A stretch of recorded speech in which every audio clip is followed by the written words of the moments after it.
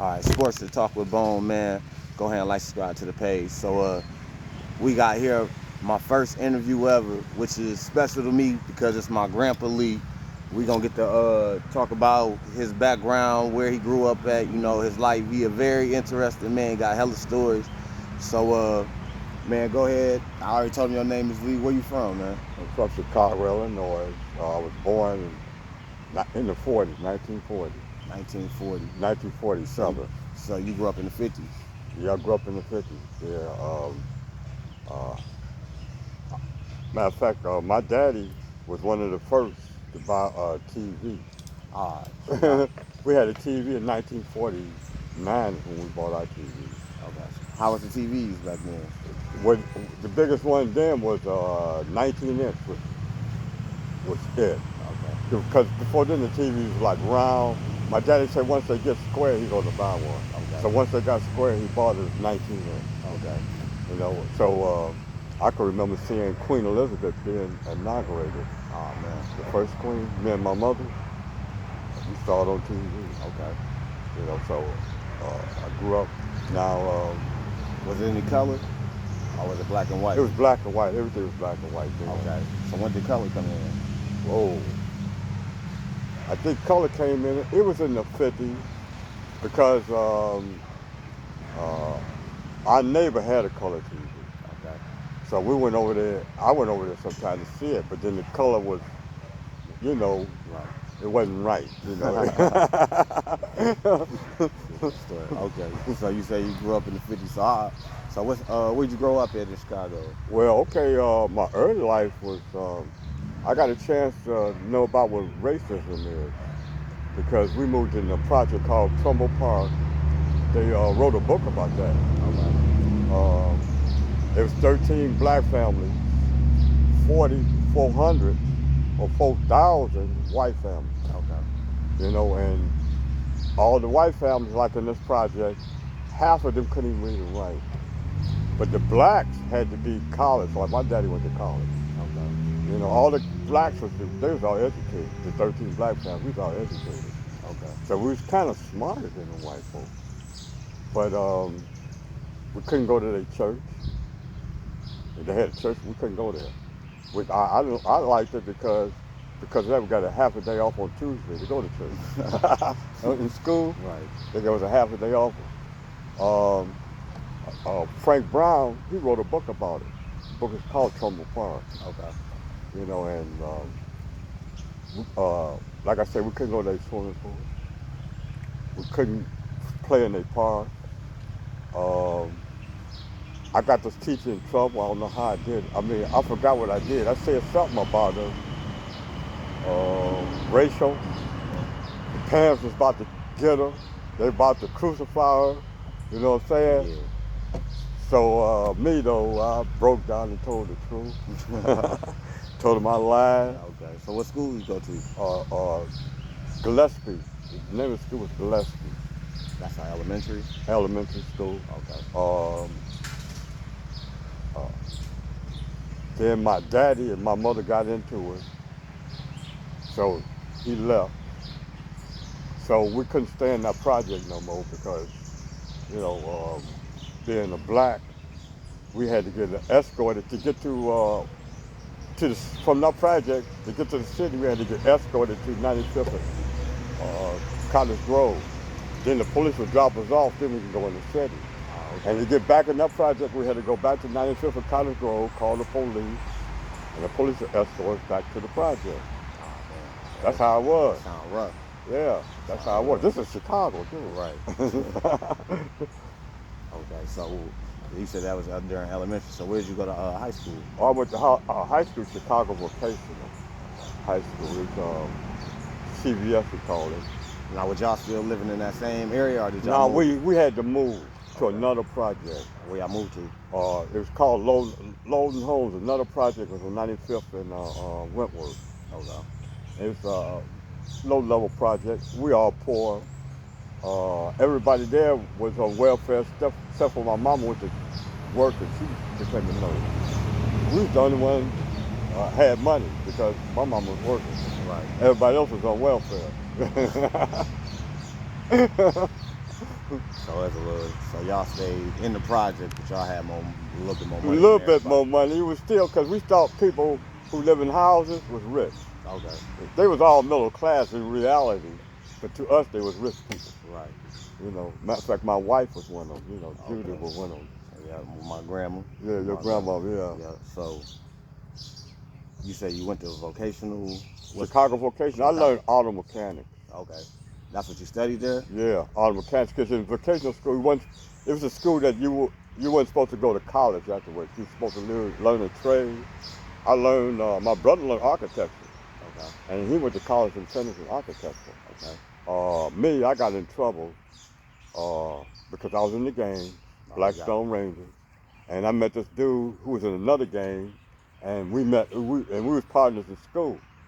You know, we were hanging around. You know, we both gangbangers, hanging, and uh, all the other kids. You know, they was, you know, like my brother them. They all like, Right.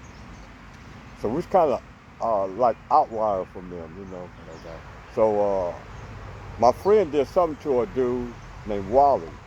I don't know what he did, but he walked up and I was right next to him when he got shot. I was right next to him when he got shot. Okay. So because of that, they kicked me out of school. Damn. Yeah, I got kicked out of school. But then, I went to, I forgot the school they called it, but I was trying to get in the army. Okay. So you said you was in the game. So at what age did you get into the game? Man, I might have been your grandson's age. About, My son age. yeah, about 6 or 7. They started recruiting that early. But here's what they do too. Um, they tie you to a tree and they beat on you. And if you cry, they keep beating. You can't cry. That's what they call beating into the game. I didn't cry, but my first time I didn't cry, so I was beat into the game. You know. Okay. But then I would tell you what, my first day in the project, loading home, my first day there, I'm playing by myself. I don't know the kids, none of the kids. A knife come up right next to me. So I picked the knife up and I hands it to the guy who threw it. You know, his name was Sidney Burke. I didn't know he was the bully of the neighborhood. Right. Everybody was afraid of Sidney. So I hands it to him. Sidney throws it back at me again. So I hands it to him. I tell him, throw it one more time, you know. So I'm playing, I don't know nobody. He throws it at me one more time. I runs home. I guess my Boy Scout hatchet. That's how I'm gonna fight him, win him. So I get my hatchet, I run back. Y'all about to have a fight, a knife Right. fight. So they don't even know me. My first day there. But they all was afraid of Sidney. They see this little guy swinging a hatchet trying to get Sidney. You know, we all little. So they all want to know who I am. Because they're all afraid of Sidney. Sidney falls. I'm about to jump on him. And my mother, I guess she ran forward. She grabs me and carries me home. Mama, he threw a knife at me. He threw a knife. I'm saying that all the way back. So the very next day, they want to know who I am. So they all comes to the house. They all, Sidney himself, he knocks on the door. Because Sidney, he was bully. He wasn't afraid of nothing anyway. Right. So he knocks on the door. He wouldn't know who I am. You know. So I tell him, you know, I'm leaving, you know. Want to meet the boys? So I goes out and meet everybody, you know. They all, you know, little boys. Right. We all little boys. So they decided to tie me up and beat me in the game. Oh, they made you join right there. Right, it wasn't no if you was getting drafted. Yeah, this is like the army. Like the army, you got beat in the game. Either, you know, and they kept beating you until you stopped crying. I never cried though once. Okay, so what type of stuff was y'all into? Oh man, I got my first pistol the very next day. I had to buy it, you know, even how we got our money. You was 7 with a pistol? Yeah, Damn. yeah, $25 money. 7 with a pistol. I got my pistol the very next day. And we all running around, we thought we tough, we gangbangers, you know, little bitty boys. We don't know what the hell we doing. Man, see, I think they still like that over in Chicago. I tell you what, I got my first firefight. Matter of fact, at the time, I didn't have a pistol. I'm the only one there didn't have a pistol. And everybody was just shooting at each other. And I'm saying to myself, damn, if I had a camera, I could have pulled us. Damn. So what happened then? Why was it a firefight? Okay, Dave Boxdale, leader of the Devil Disciples. Jeff Ford, leader of the Blackstone Rangers. Herb Kent was giving this party on 95th, and I forgot where it was, but it was a big party. Everybody in the city went to the party. All the gangs was there. So everybody look at each other. The gang, look, we all stoned. We all looking at the disciples. And so what we did was we went and stole their car. We driving around in the Devil Disciples' cars. They couldn't even get. They had to walk home. But on the way back, they got to this park on 95th and State Street. There was a park right there. So we met them there. Dave Boxdale came out. He was cool. He said, "I'm the devil, and these are my disciples." Damn, that's like some movie type right. shit. He said he came up. Boxdale came at us like this. And so Ralph Stovall was right next to me. He said, "Well, we stones here." Boom, started shooting.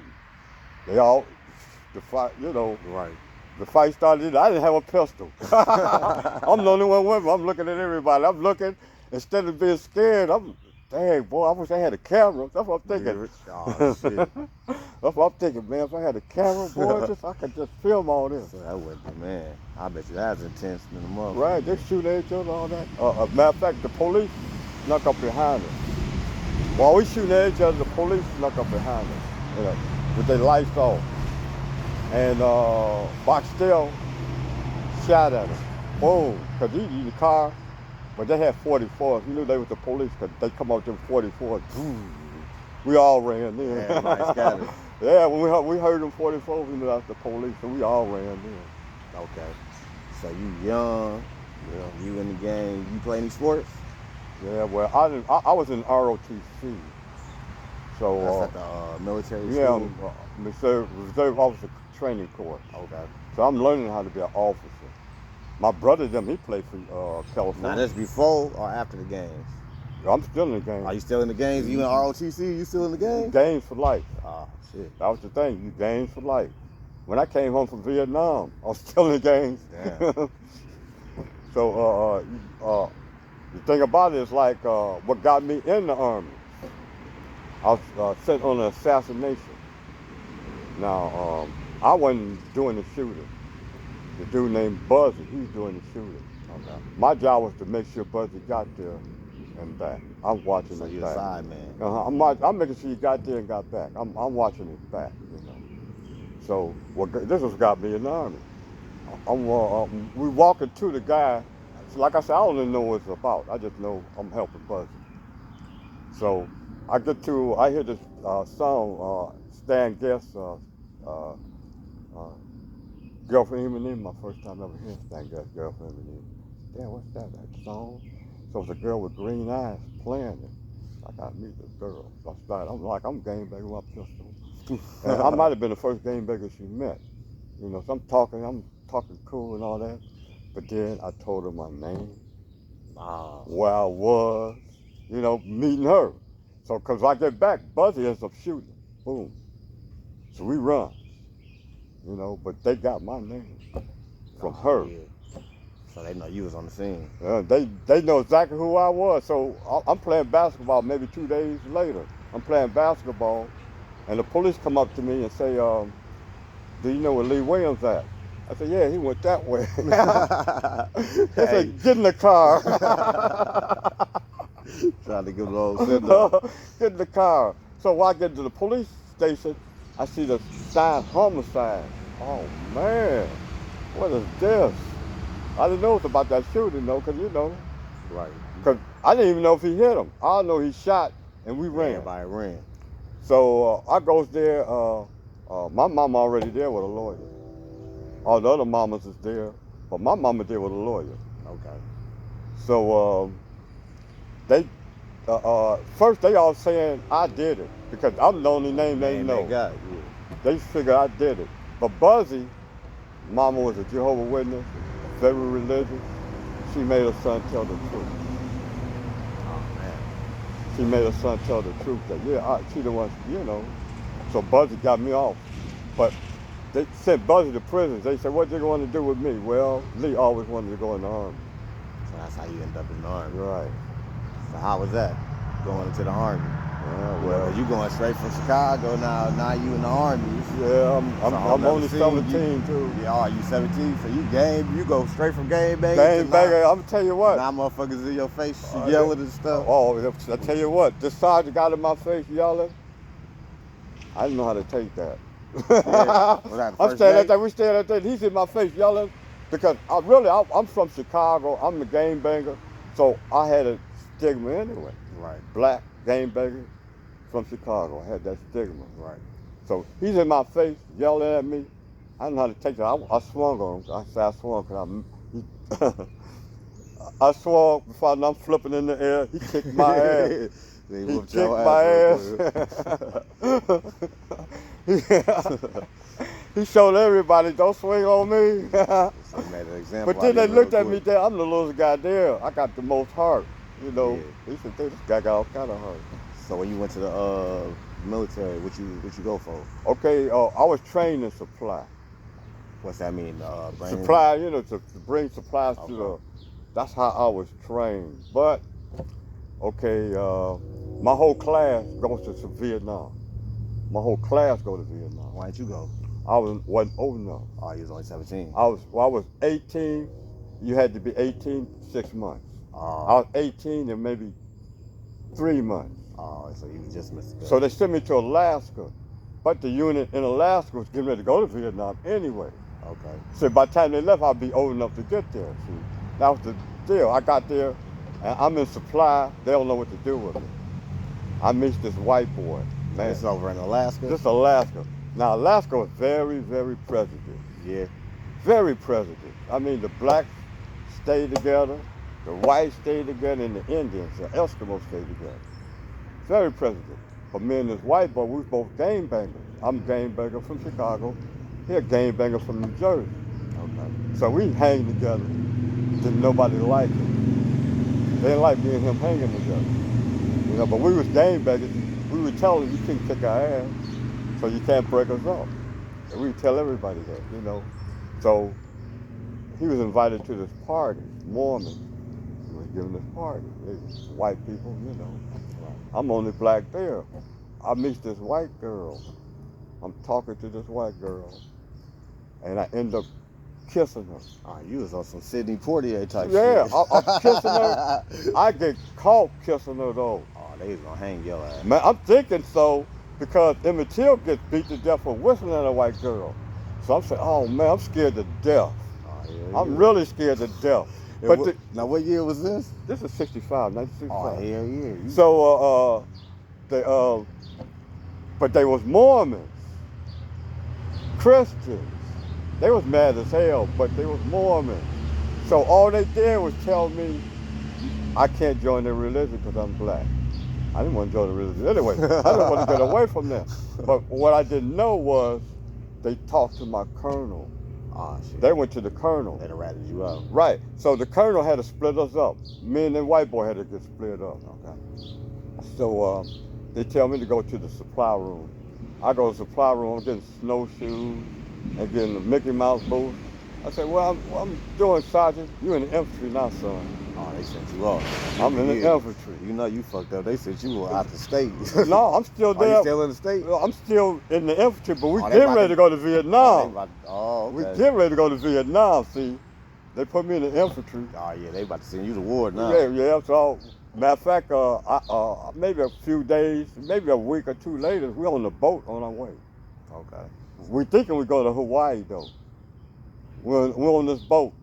We see Hawaii from a distance. Y'all passed that motherfucker. We see Hawaii from a distance. Passed that motherfucker up like, I thought we was going. And then when we get to Vietnam, we thinking John Wayne, Santa Iwo Jima, all that, you know, Right. Hit the beach, all that.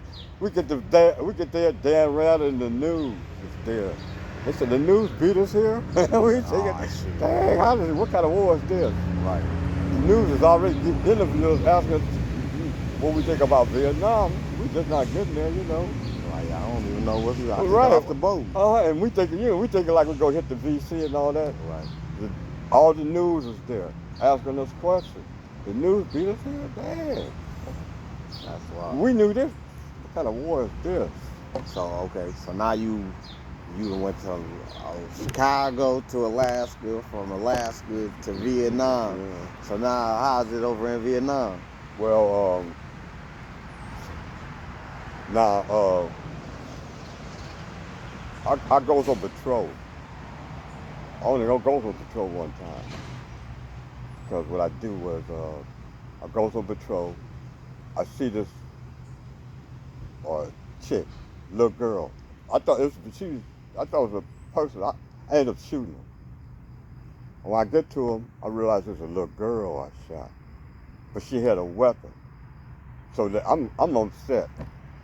I'm shooting a little girl, I'm upset. Right. They telling me, man, she's trying to kill you, Lee. She got a weapon. Calm down, So I didn't get paid for a while. So they tells me, go to Saigon and pick up your pay. And I suppose my job was to go to Saigon, see about my pay, get my pay, catch the next flight back. Back to Cu Chi where the 25th Division was. okay. I guess to Saigon, I guess more money I ever seen in my life.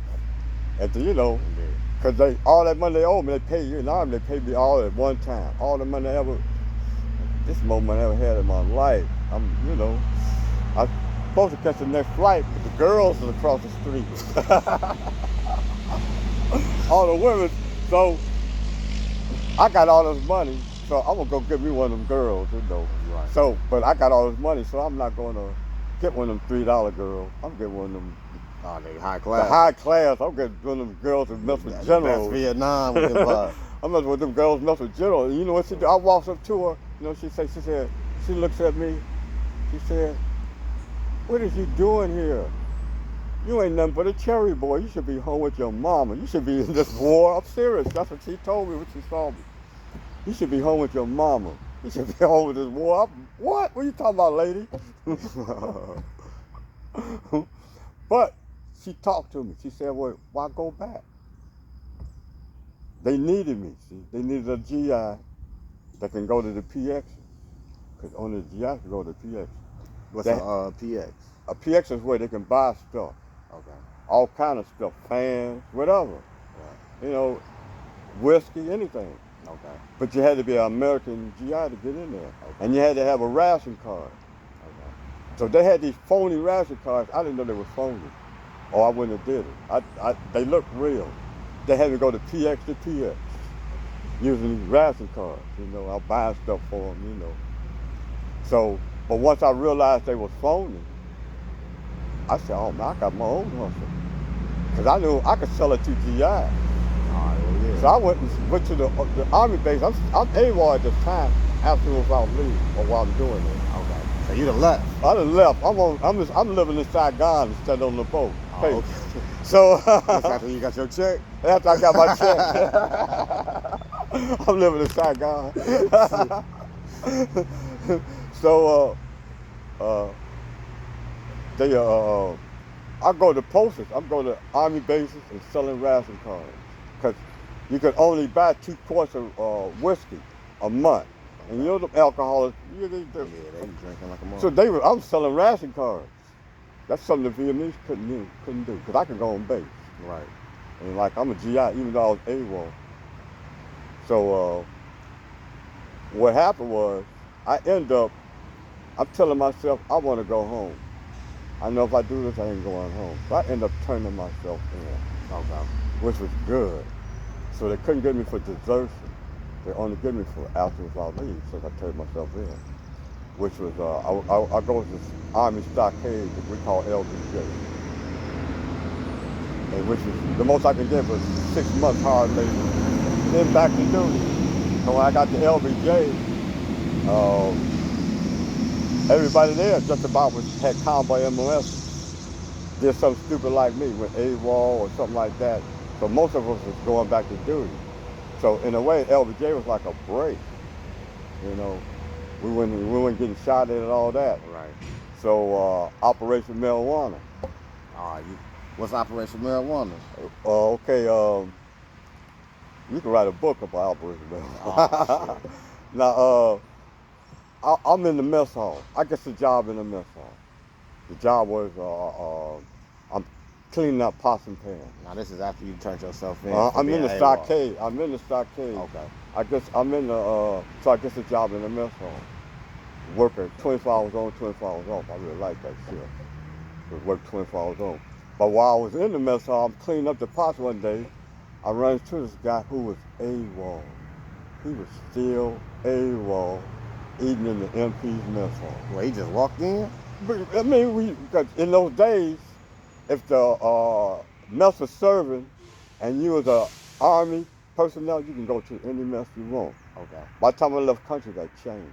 But in the early days, you can go to any mess. This guy goes in the mess hall, he AWOL eating in the MP's mess hall. And he know me, I could have turned him in, but he know I wasn't gonna do that. But he knows he's coming in there, so he asking me about it. He said, man, what's it like in here? Because he know he's coming in there Right. eventually.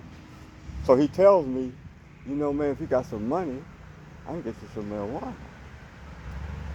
So I knew this Puerto Rican who had some American money, not the military script. Right. He had some real American green money. That's worth more over there. Yeah. So I don't know why he even had it. How he even got it in the stockade, but he had it. So I said, man, we can get some marijuana with money. So he gives it to me. So like I said, I sees the dude the next time my shift, he sees that green money, his eyes get so big. Oh man, I can do something with this.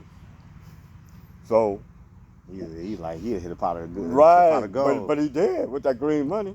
So we wait. So everybody in my tent knows the marijuana. You know, the whole stockade don't know, but everybody in my tent knows the marijuana might be coming, might not. Right. You know.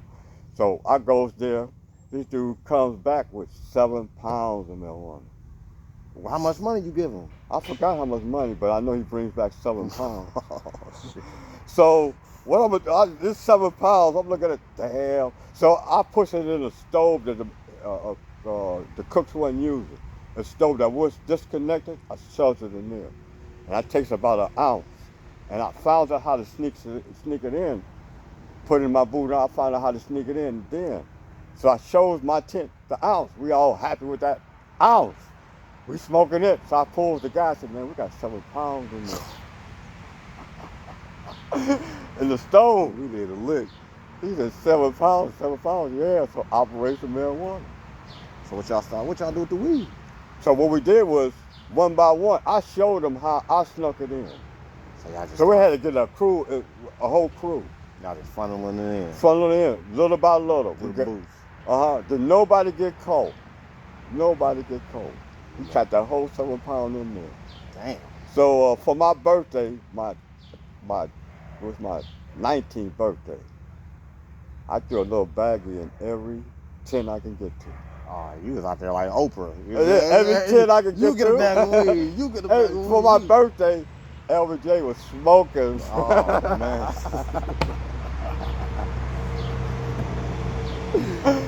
But that was my downfall though, because you know they had the police, had to find out. Somebody told on me. Because about 2 days later, maybe 3 days, they just walked in. I had a little reefer put up, wait for where I was. Right. They walked straight to that, grabbed my reefer, and grabbed me and threw me in this box. Carnet, box.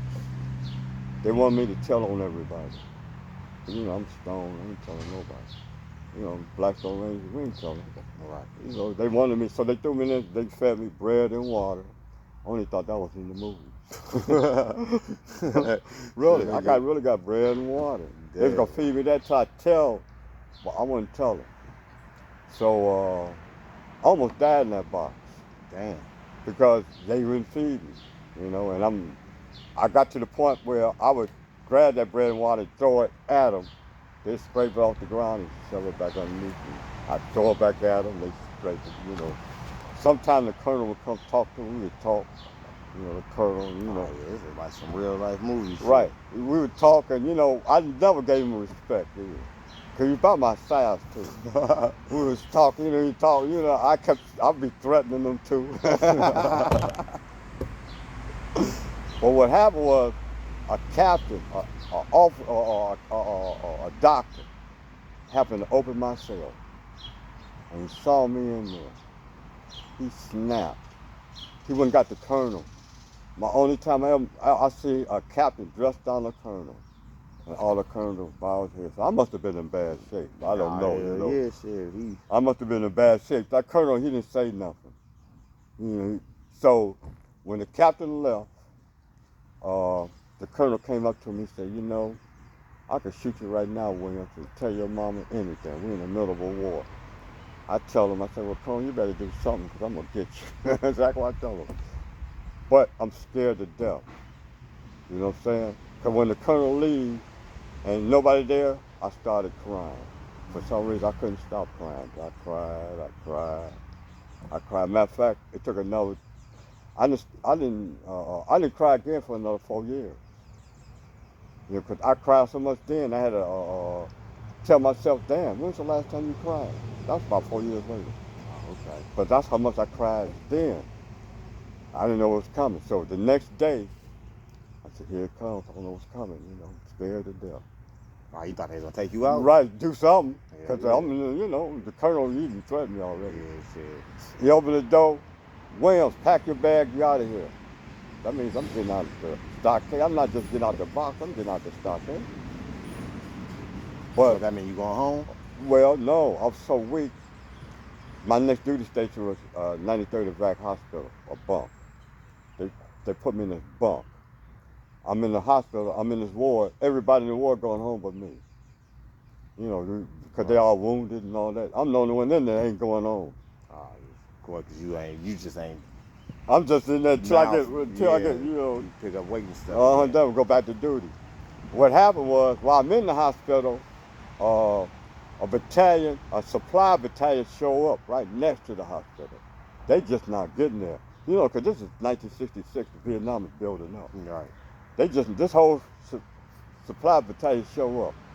So instead of me going back to the 25th Division, I go to these folks. I'm training supply anyway. Right. You know, so that's what they do. They send me, you know, so, but when I get there, they don't know what to do with me. You know, they whole unit, I'm the only one that, you know, they like me though, because they just not getting there, and I've been there a while, so they're asking me questions about Vietnam, you know. Right. You know, how is it? Trying to get how's it the Vietnam? inside scoop. Right, so but they don't know what to do with me, you know. I don't even know what to do. Even though I'm training supply, you know, I ain't did it. I did infantry. Right. So, so they had me do, first they had me, what was it? I was on the latrine detail. Latrine detail is cleaning up when they had this big pit with, you know, where all the mess and shit goes. Okay. I had to cover it up. Oh, so you had to cover shit. Yeah, that job was easy. I covered shit for about an hour and I had nothing else to do. Oh, okay. And I'm walking around. I'm in this dude. I'm watching him count money. This job was counting money. You know, 'cause we in supply. You know, Right. he's counting money. I said, man, you got the best job in the Army. He said, no, you got the best job because you watching me. He like, shit, you done with your shit, I gotta go. But then Operation Junction City came along. Okay, what's that? Oh, it's an operation. The airborne, they jumped. They needed a forward supply base, so they sent me to a fire base. They call it artillery. We surrounded. The jungle is surrounded, and Okay, so where you at now? I'm somewhere in Vietnam. That's all I know. Oh, so this all take place in Vietnam. Right. Well, Okay. it's all in Vietnam. Operation Junction City. I remember because I see them jump. They airborne jump, and I see them coming down, and I say to myself, I know they're not in training. I'm sure they said that. So we in Vietnam. That shit look too real. Yeah, but it was real. They was really jumping. One dude said, yeah, some rifle want to combat MOS. Yeah, that makes sense. That's why they jumping. Cause we don't know. All we know, we see parachutes coming down. What it was a big operation. They were pushing the VC toward us. Okay. And because that was the biggest firefight I ever saw. VC tried to overrun us. We shooting our ass off. what saved us was Puff the Magic Dragon. He come around because he had that the 20 millimeter cannon. Then there was a bad gun. Now it ain't nothing. But then that cannon was a bad gun. Then we saw VCs get shot down. So what's that, a tank? Puff the Magic Dragon, what's that, a tank? It was a plane flew real slow. Flew real slow. And it was like, it flew there so the VC could shoot at it. And once it shoot, them bullets come out so fast. It was waiting for somebody to shoot at it. Then when it shoot, it just down. That's all you heard was, them bullets come out that fast. I said, whoa. So when Puff came, he saved our ass. Said, thank you, Puff. Yeah. Puff came down and blew smoke on there. Yeah. That's crazy. So now all that's going on. What happened after that?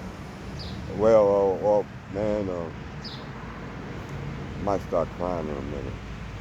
This dude, this Hispanic. I meet this Hispanic. Me, because, I've been in the country for a while, right? He just gets there. And he wants to be friendly. I don't want to be friendly, though, Because a friend of mine named Lucky, I meet him in Alaska, but this is another story. But he goes to the 1st Division. I find out he gets killed. Who, Lucky? Yeah, I found out Lucky gets killed. Okay. The dude tells me, because him and Lucky went together. I runs into him and say, what happened to Lucky, man? Oh, man, Lucky gets killed. Oh, man, I'm upset now, because, yeah, that's a boy. That's my boy. Because we had plans to go to New Orleans and all that. He's going to show me all that, when we get back to the States. Right. But, I find out otherwise he gets killed, so I'm upset. So I don't want to meet nobody now, after him. Right. But this dude wants to meet. He's friendly. He's one of them guys that just want naturally. Like another John Bennett. Okay. He's gonna make you. He's gonna make you talk to him. You're right. So I talked to him. So I just kind of friendly. I have a 10-half. He have a 10-half. So our idea was we wanted to smoke marijuana. So we put our tent as close to the guns, the howitzers, as possible. The logic was the officers ain't going to come and see if we're getting high because the VC's always trying to hit the howitzers first. So we figured that if we put our tents next to the howitzers, the officers ain't gonna come sneak and see if we get high. We wanted to get high. Okay. So what happened was our tent became the get high tent. But didn't nobody stay. Oh man. Our tent became the get high tent. But then one day I was supposed to go do this job, and it was a good job to pick up the mail or build a mail run to go to Saigon and pick up the mail. It was my turn to do it. He wanted to do it to meet this girl. I mean, he had this girl he wanted to see. And he's going to bring back some reefer, Right. So I said, okay, you could do it. I watched that plane go up. RPG hit it. Boom. Another RPG hit it. Crash. Boom. Blow up. Damn. Boom. My first thought was, damn, I was supposed to have been on that plane. I was supposed to have been on that plane. But my next thought was, he was. And he took my place. That was a rough day because I sat in my bunk. His bunk was right there. I mean, all day I watched that bunk. I mean, that was hard. Yeah, I bet that had to be rough. Hard. Shit. In a way, though, if you would have got on that motherfucker, I would have got killed. I wouldn't have been here. Yeah, I would have got killed. Yeah, but I thought about that. I still dream about him. Yeah. Right today. That's crazy. Because why? Because he was a Hispanic and he wanted to be an American citizen. So I helped him study the Constitution. I didn't even know you had the pocket Constitution. I learned a lot about the Constitution helping him study. Okay. You know what I'm saying? That's why I got to know him, He was really wanted to be an American. He was proud. Wanted the American dream. Right. He knew he was going to be one because he's fighting for the country. Man, he ended up getting killed. Man, I thought about that. I dream about him now. So that happened. How long after that do you go home? Oh man, well, I don't go home right then. What happened was, okay, I guess another job. In the infantry? Well, Or this not infantry. It's okay. What happened is they blows up this ammo dump. Okay. Supposed to be the biggest ammo dump in the world. I remember when it blew up. Me and you talk it's night outside. Me and you talking, all of a sudden it was daytime. Like how it is already. Right. And then explosion and concussion knocked us down. That tip was flying in the air. Damn. Supposed to be that big. So they needed people to guard this ammo dump. So, okay, so when you say they blew up the ammo dump, who blew it up? The VC Vietnam? VC blew it up. Oh, the VC did. Uh-huh. Okay. So they need people to guard it. So that was my new job, been on the guarding the ammo dump.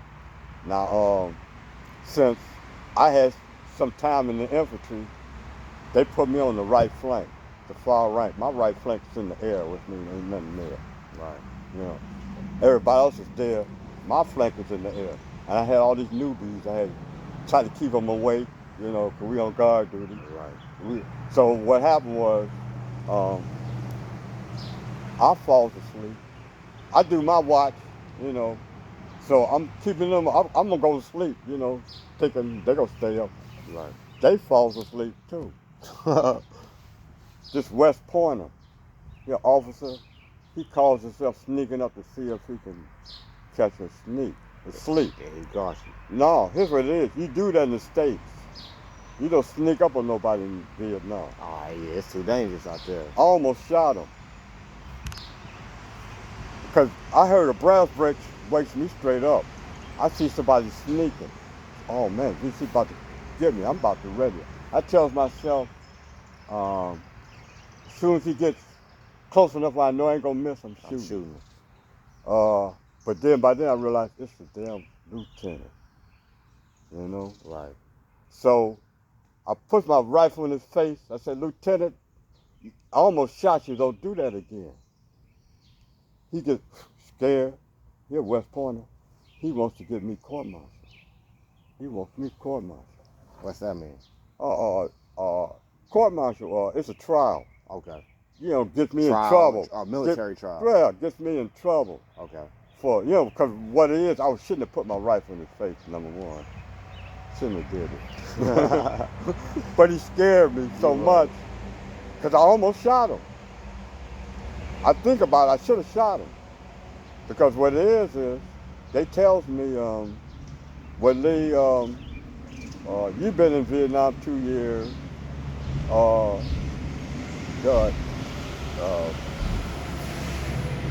If you sign this discharge, you can go home. Oh, so they just basically through Sending with me you home. then. They through with you now. They're sending me home. Hey, like you done went AWOL, you done snuck weed in the thing, you done put a gun in the sergeant's face. Shit, it's time for you, or lieutenant, it's time for you to go home. No. So they say if you or here's what they said, or the lieutenant's gonna have you court-martialed. So it was basically go home Or get court-martialed. Go to trial. So I signed the discharge. And went home. And went home, yeah. Okay. So you go home, you go back home to Chicago? Yeah. Okay. How's it when you go back home? Man. This after, because is this during the war still? The war is still going on. Okay. And I'm going to tell you what Chicago was. This is not, I get home just before Christmas, 1967. Okay. I meet, what's that crazy boy? He's still in prison now. That white boy who killed all them people. I meet him. Who? Manson? Manson, yeah. I meet Manson. Oh, man. At the time, though, Manson went crazy, you know, and because he had his own storefront thing. Now, this is in California? This is in California. I mean, because we get home, I goes home to Oakland Army Terminal. I guess, you know, and that's across the bridge from San Francisco. Okay. So I'm waiting to get discharged. So they sent you back to California to get discharged. Right. And then you go back to Chicago. Right. So I'm waiting to get discharged. So I'm playing in San Francisco. I'm across the bridge. I'm partnering with them fools. San Francisco was wild. Manson, all them, they was wild. Yeah. It was wild. Didn't nobody know he was gonna be that crazy though. Yeah, ain't nobody know this motherfucker's gonna be like that. So how long was you out in California for? Uh, like I said, I was in there till I got discharged. When I came home to Chicago, man, 1968 was a wild. 68. 96, I thought Chicago. I thought America was going to blow up. In I thought, 1968? yeah, I thought because the last poet had a song. When the revolution comes, everybody's going to know it because it's going to be on TV. We would all say that. When the revolution comes, everybody's going to know it because it's going to be on TV. Because we thought it was going to be a revolution. In 1968, we thought it was going to be a revolution for real. So what all went on in 1968? Man, shoot. Remember Kennedy got killed? Okay. King gets killed? Damn. I can remember, I'm with my boys.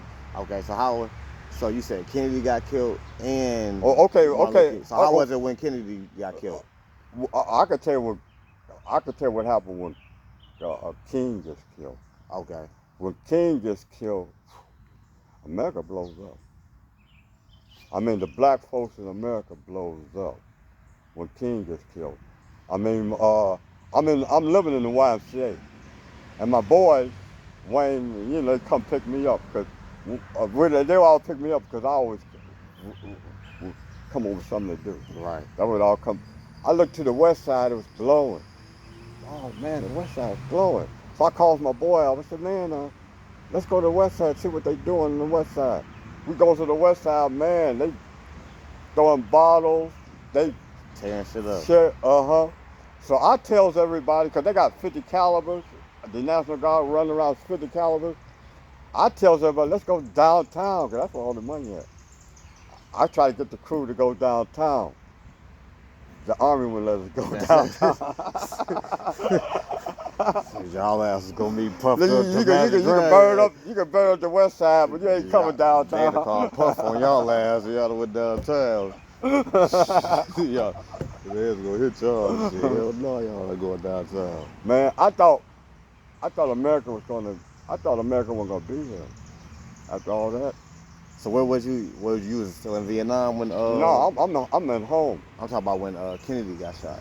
No, I'm at home. So how was it when he got shot? Okay, when he gets shot, okay, man, that's a trip too, because this is my first time getting into politics. Okay. And I'm on Kennedy's campaign. We waiting for Kennedy to come to Chicago, but he don't make it to Chicago. He gets killed before he gets there. Now he get killed in Texas, right? I forgot where he gets killed, but his next stop was to us. Okay. We getting all ready for him to get there, but then we find out he got killed. Oh man, a lot of the white folks, they stopped, Right. got out of politics. Right. We blacks though, Malcolm X and all us, that wasn't gonna get me out of politics because that white boy got killed, even though, Kennedy was our guy, Right. I got deep into it. And plus, what they liked about me was I was a Vietnam vet. Okay. And everybody wanted to meet me. I met Mark, I'm gonna tell you what, this is a true story. Fred Hampton, Mark Clark. I met them the day before they got killed. Damn. The day before they got killed. They wanted to meet me though, because I'm a Vietnam vet, and they all had plans, because I all kind of hard to, do stuff. Right. Matter of fact, a story that, we blows up. We do, that's another story. When I meet, what's that dude's name? You know him too, he ran for president. Jesse When I meet Jackson. Yeah. He ran around in Chicago too. Right, he was from Chicago. Okay.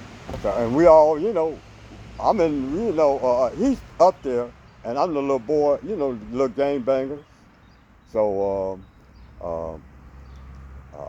I saw Jesse sell us out. Yeah. Now this go to, because they say he was a snitch. I saw Jesse sell us out. Now who he sells? Okay, here's what it was. We go to here's a Red Rooster had stores all in the black neighborhood. It's a grocery store? Grocery store, Okay. but they refuse to hire blacks. So they got stores in the black neighborhoods, But they won't hire will have no nobody. blacks. Okay. So Jesse told him, you know, you can't do this. You know, I sick my boys on it. So they said, you can't tell us what to do. So we one by one, we blowing them up. Red Roosters, we burning them up one by one. And since I'm Vietnam vet, I had to, you know, Right. it's hard to do it. I'm throwing shit. Right. We put Red Roosters out of business. We put them out of business. So the next U.S. Steel was next. Yeah, that's a steel mill? Right, U.S. Steel. You ever heard of U.S. Steel? Right. Hire blacks. So U.S. Steel goes Jesse. That's what I'm saying, man. Only reason why most of us didn't know what was happening, but me, I'm always, you know, I'm looking, I'm seeing. Right. I'm up there, I'm seeing what Jesse them, you know, I'm trying, because I'm always seeing Peeping game. people, you see what's happening. I heard Jesse say, well, you know, I can stick my boys on y'all. I heard him say, well, you know, we can give you, you know, I don't know how much. So Jesse took whatever they gave him. He took the bread. Whatever they gave him, you know. I didn't tell nobody, but I got turned off with Jesse ever since then. He said, fuck Jesse, yeah. Ever since then, I've been turned off with Jesse. And, you know, I didn't tell nobody about it. I'm telling everybody now. Right. Shit, fuck Jesse. All right, well, shit, we gonna pause it right. All right, so now you said Jesse Jackson. You don't mess with Jesse. All right, so now you in the politics in Chicago. How is the politics in Chicago? Like, what's the game like? It was okay. Politics in Chicago was a machine politics. Mayor Daley ran it. I always hear, like, I don't know if it stands true for back in the day, but I hear nowadays, like, politics in Chicago is a dirty game. It was. Was it like that back in the day too? Yeah. I tell you what, I met that guy, the guy who was in the Olympics, Jesse Owens, the guy who came in second in that race, Ralph Metcalf. I worked for him. Okay.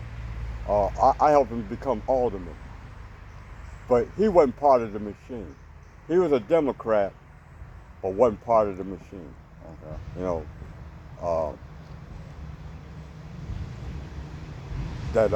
so he would always, you know, he wouldn't have, he would never get any help from Daley. So Daley ran Chicago. Okay. Mayor Daley ran Chicago. So dude must have not been on the same plane. He wasn't on the same plane, and people like me, you know, I help him, because he was a black guy, you know, Right. trying, you know. But then I meet Lionel Hunt. Now, who is that?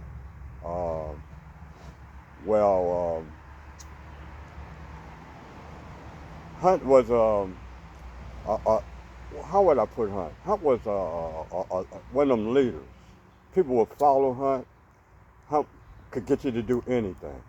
You know what I'm saying? Good social person. Right, but I was the brains of the operation. Okay. So me and Hunt was like this, real close.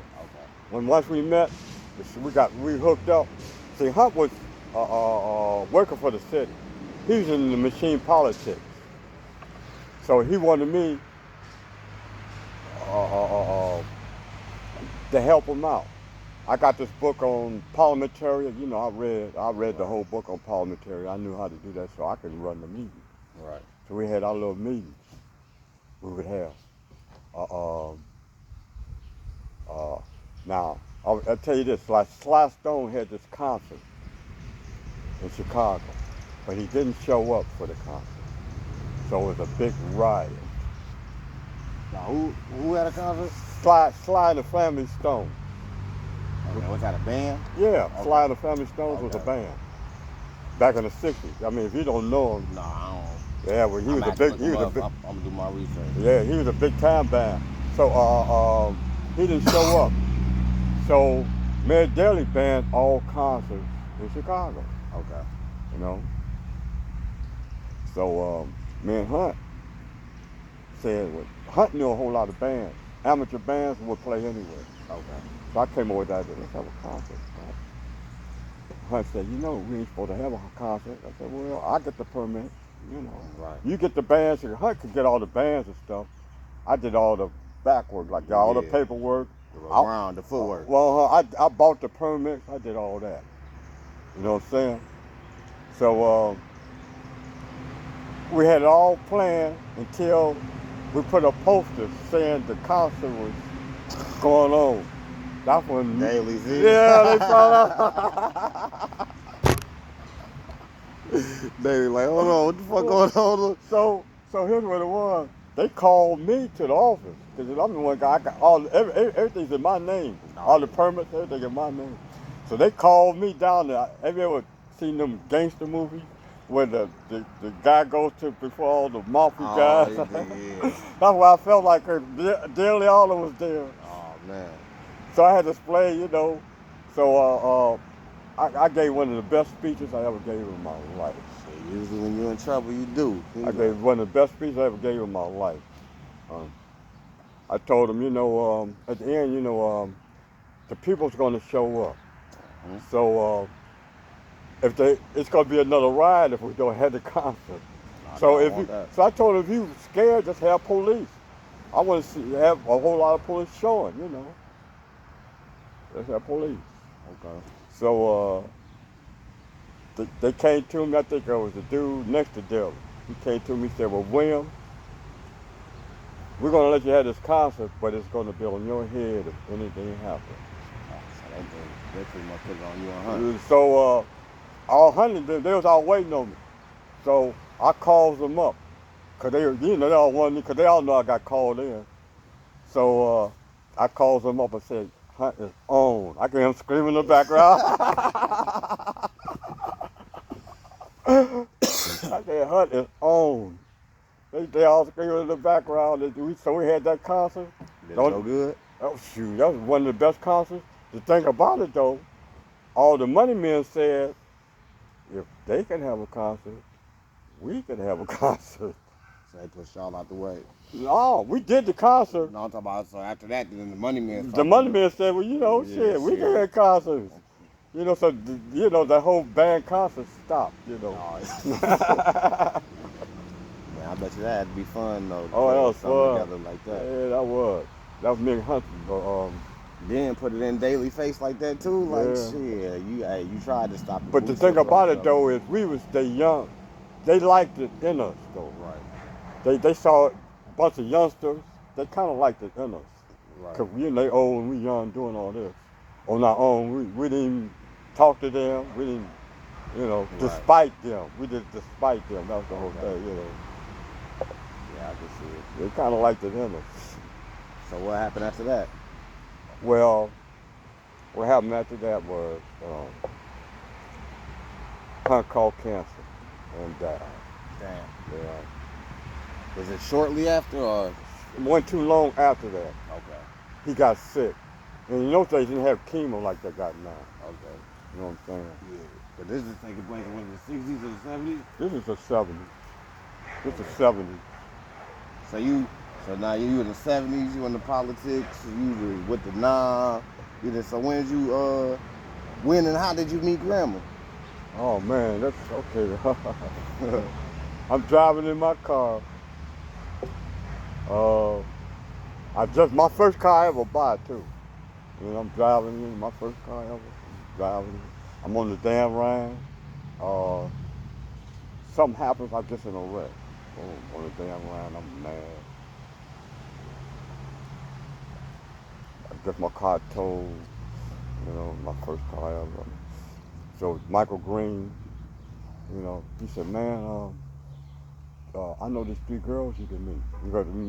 I had 2 partners, Wayne and Barney. I know there's 3 girls you can meet. You know, cheer up, you know. So I'm all feeling bad. So he introduced me to the 3 girls, Judy, Barbara, and Marilyn.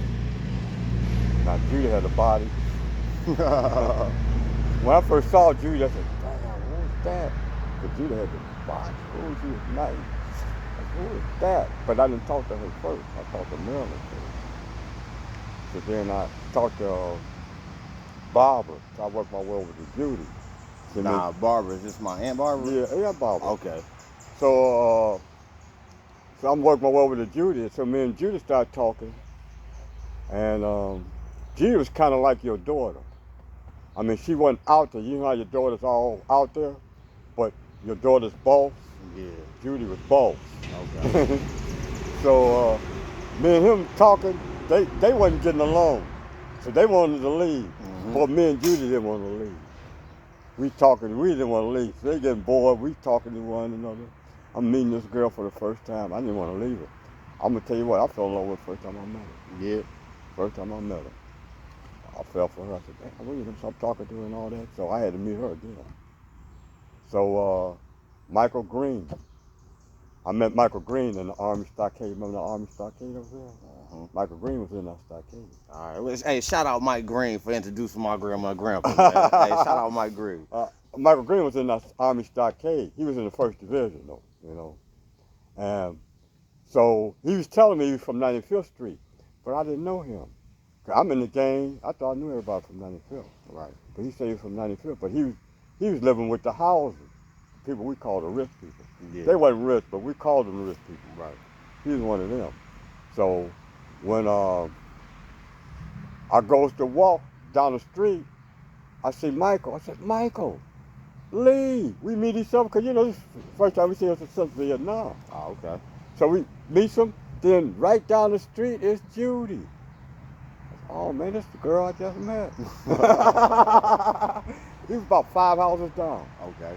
The girl I just met. I said, oh man, my excuse to go see Judy was to go see Michael. Hey, we best friends now, Mike.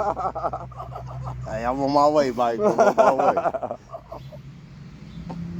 Man, so y'all meet. So how was it after y'all meet? Y'all start dating, or y'all talk for a little bit, or? Well, you know, Myrtle and them was, okay, I can remember we started going together. She didn't take gym because she was about to graduate. But to graduate, she had to take summer school, take gym in summer school because she had to get so many hours of gym. All she did was jump rope. So I would go up there and see her, you know. Nah, Grandma said they used to play cards at Because I would go in there. She would be in the mess hall playing bid whist. I would sneak in there. I wasn't supposed to be in because, you know, I ain't a student. Right. But I'm young, looking young. So I'm walking like a student. I'm in there with her, watching her play bid whist. One time I got caught, though, and I ended up going to jail. Damn. Illegal trespass. Oh, But they threw it out. they let you out? They threw it out. So now you done met Grandma. Y'all, when y'all have Impact? How many years later was that? Now, I'm glad we don't live today because Judy had 2 miscarriages before she had Pat. Okay. I wonder where they got this abortion thing now. I'm wondering, I wonder if Judy would have had Pat today. If the way y'all got it now. Right. Just scared of the miscarriage? You know, all that. Yeah. I mean, because she might have had to prove whether it aborted or not. Right. Today. Then, you know, because Judy wanted to have the baby. Right. Wasn't like, you know. Right. So when she had Pat, she was in the hospital, Cook County Hospital. I mean, my mama was working in Cook County Hospital too. Okay. So Judy had it made. Nice. You know, because I remember when Pat was born, I sneaked in there to go see Pat. The nurses were playing with Pat. Because that's Nurse Williams' granddaughter. Right. So they playing with Pat. Oh, yeah, see? Got it made in there. Because that's Nurse Williams' granddaughter. Okay. Yeah, a year later, my mama come. Your mama, okay, because your mama, like I said, Judy's pregnancy was rough. For your mama, she stayed in the hospital 2 months before she had the baby. She had to be in the hospital. I would come see her every day because I would go to work. I was welding then, and come home and, you know, when I get done one, I go to the hospital and see her. You know, and I stayed until they kicked me out. I think about 6 o'clock every day. They kicked me out. That was every day till she had your mama. Okay. I remember when she had your mama. Back in the day, all us dudes would be in the room, cause we all about to, you know, Right. waiting for our kids to have, and then the nurse would show up, and everybody would look. John, you got a boy. Hey, we just pass out cigars. That's how I was. I remember when they came over there. Lee, you got a girl. Pass out cigars, all that. So I go to see, you know. Right. See Jude. I go to see KK, you know, your mama. Okay. So now you got 2 kids in Chicago. Yeah. How's that? Now, well, I'm working for the city. Okay. Remember, I got the job. I'm on the Bureau of Forestry. I'm trimming trees. Okay. For the city.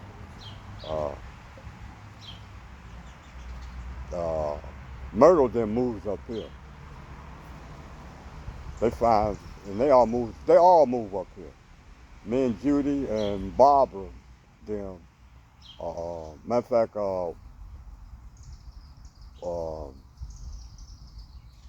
Barbara's the only one that don't move. Everybody else do. Barbara stays. Barbara's kids come up in Kim. Yeah. You know, cause they go to school up here. Okay. You know, cause it's a better school, I guess. I don't know. Yeah. So me and Judy gets into it. We fight. So Judy packs up and moves up here. Okay. So I'm there, you know, partying. So I decide, a dude tells me, he said, do you know what your kids is doing right now? I thought about it, because my kids is in Michigan. I didn't know what they was doing. Right. So I said, oh man, you know, I start thinking, man, I got to get back with them, you know. So what I do is, I comes up here and talks to Judy, see if, you know, what's up with her. Right. So matter of fact, Skeet's brother, Angelo's talking to Judy too. He's mad because I show up. Me and him almost gets in over Judy. Oh man. You know, Angelo, me and him almost gets in, you know. Okay. But I goes back. I tell you I'm coming. I goes back and all my retirement fund I had for the city, I pulls out all that money. I comes back up here with all that money, so I don't come up here. So I start living with Judy. Matter of fact, the house we live in ain't there no more. Tore it down, you know. Okay. Oh, the one over. Okay, I know what you're talking about. They tore it down.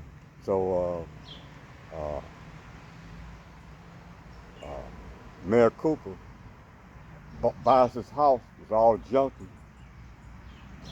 So he's from Chicago too, and he know about Chicago politics.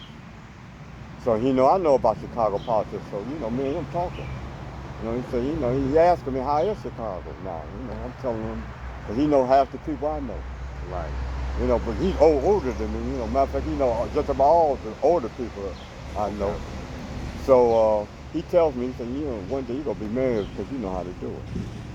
If you want to be married, you could be married here. So he tells me you want to work for the village. So I get a job for the village. Okay. You know, I'm working for the village. Me and Randy Kirk. Randy Kirk. Yeah, he's Big Randy. Big Randy is the one before he passed. You know. Okay. Me and Big Randy going everywhere. You know, Randy teach me how to drive truck. If I didn't know how to drive truck, I learned how to operate heavy equipment.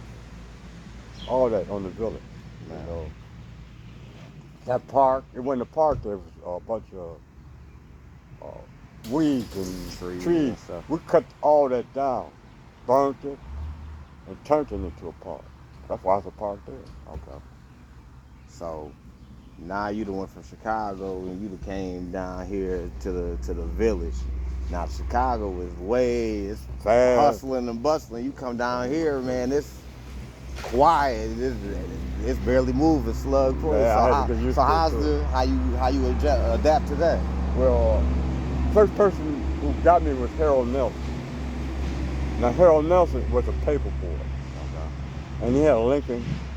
He had a Lincoln too. No, yeah, he had a Lincoln. Matter of fact, this, I'm in Chicago talking about Harold. I know this paper boy driving a brand new Lincoln. And as I'm talking about, he pulls up. You pulled up in Chicago in the Right, he Lincoln. pulls up because you know people in Chicago too. He's Yeah. from Chicago too. His parents is, he grew up in Michigan, but his parents are from Chicago. So he pulled up in the Lincoln. In the Lincoln, and he a paper boy. Like, hey, this is the motherfucker I was talking about. But see, what he needed was, he delivering papers.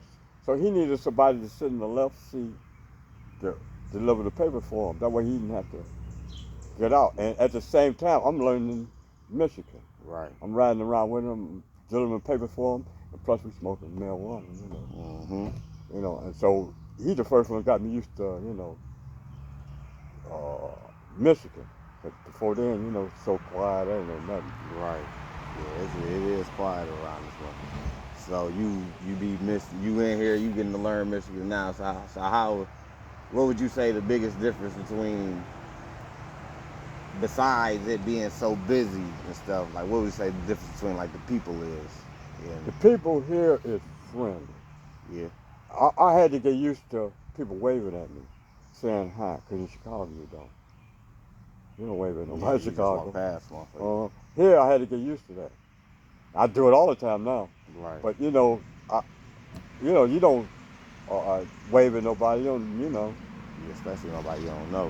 You just don't do that. A random motherfucker like, hey, how you doing? And Chicago, I had to get used to that.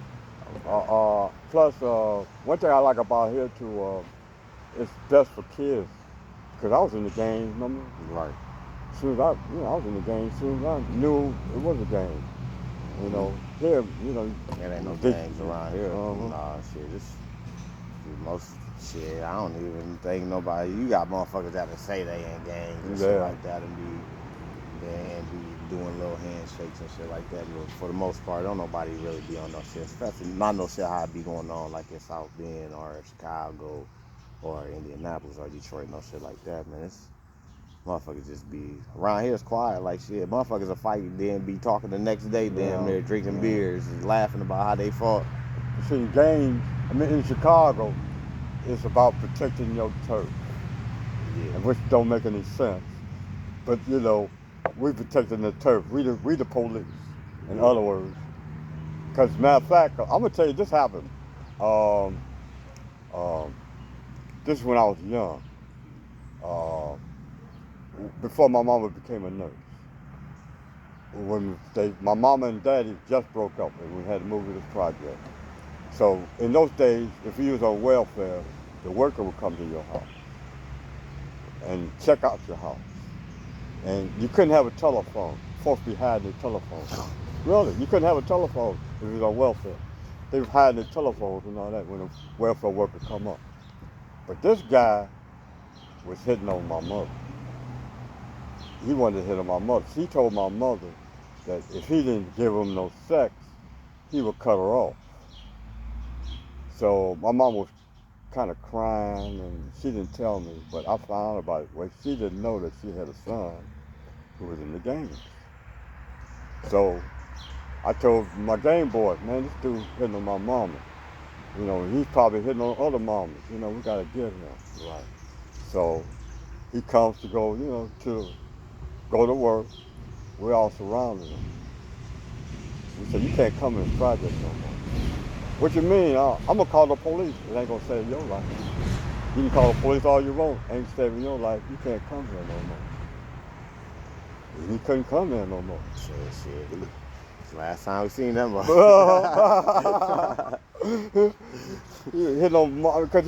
that was what he's doing. He's trying to, he's using his clout to get sex from women. Oh yeah, okay. Yeah, you old scumbag. Right, so Yeah, so he got exactly what he deserved. Yeah, I told him, I said, you come here, I'm shooting you in the head. That's what I told him. Yeah, I'm calling the police. Police ain't gonna save you. yeah, I ain't playing with nobody. I ain't playing with nobody that got me surrounded. Talking about they gonna shoot me in the head, especially if I was playing about nobody's mama, man. He tried to scare us with It's that police thing too. Yeah, it's a situation going on right now, man. A 14-year-old just, I don't know if you heard about it, it's a 14-year-old in Chicago, killed the man, but the man hit his mama 2 times. Like she was a grown ass man. I think probably 3. Hit her 1 time, boom. Came back, hit her again, boom. Was getting ready to hit her again, little boy, shot his ass and killed him. I would have did it too. I'd have did the same thing, man. Like I can't knock the little boy for defending his mama. Yeah. Well, where you get the pistol from? That's the question. Everybody don't know where he got. They saying it could be his mama pistol, or you know for shit. He in Chicago. Yeah, cause like I said, I got my pistol. You talking about you got a pistol when you was 7? Yeah, I got my pistol when I was 7. Nowadays, man, the day and age so crazy, man. It's so easy to get a gun, man. You can get a gun for damn near nothing nowadays, especially in Chicago. Matter of fact, they don't give you the guns. They tell you they selling it to you. But where am I Man, it's like low. Every so often I give money on it. Yeah. Well, shit, for Chicago. Okay, now, Illinois ain't got no gun stores and no shit like that I know of. How the fuck they get all them guns in there? I don't know what we got the gun. I don't know. I know, okay, back in the day though, I knew this guy who was a gunsmith. He might have been in his 20s. He knew how to take guns apart, put them together. And he would sell guns. You can buy a gun from him. Okay. He might have gave me my first gun.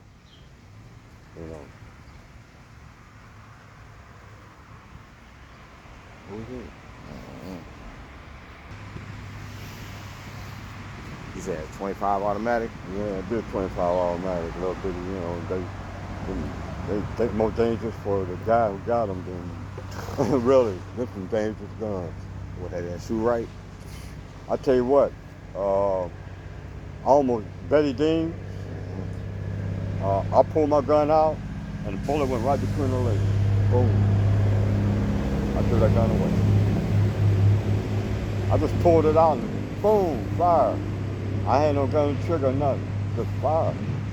The bullet went right between her legs, Betty Dean. Oh man, I threw that gun away. Yeah, that don't sound like no gun. That's the type of guns we was having though, Yeah. That's 25 automatics for cheap. You don't want one now. And this is the gun the dude was making? Yeah, this gun, easiest gun to get for a little kid like me. Okay. 25 automatics. Plus, what I'm gonna do with a big 44? Yeah, it ain't that big. 25 was perfect. Matter of fact, I carried the gun up till I moved up here. Did you carry a gun when you got here? I used to keep a gun on me 24/7. I just didn't tell nobody at home.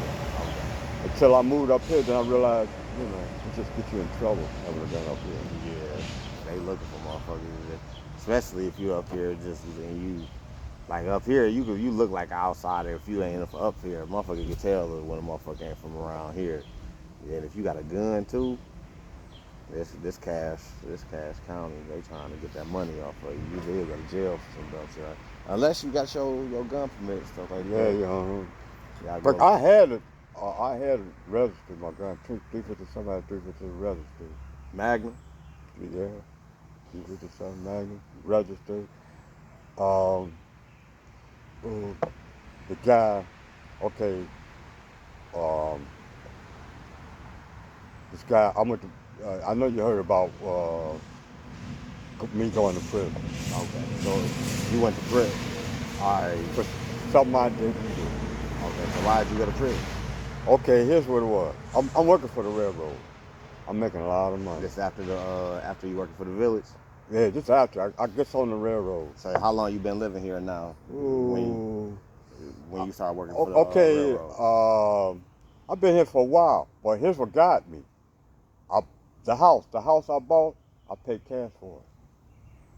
Off your all the money I collected, you got, yeah.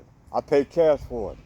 They looked at me, only way a black could come up with that much money, he must be a drug dealer. They didn't tell me, but that was their mindset. Right. Because I come up with it, that, 10 grand, boom, like that. They all ask, where you come with that much money? Yeah, 10 grand back in the day A too. lot of money. But then I didn't want to. I did it this way because I didn't want the house note and all that. I had plans to hurry up and pay it up Right. and get it out the way. So, but then I didn't know.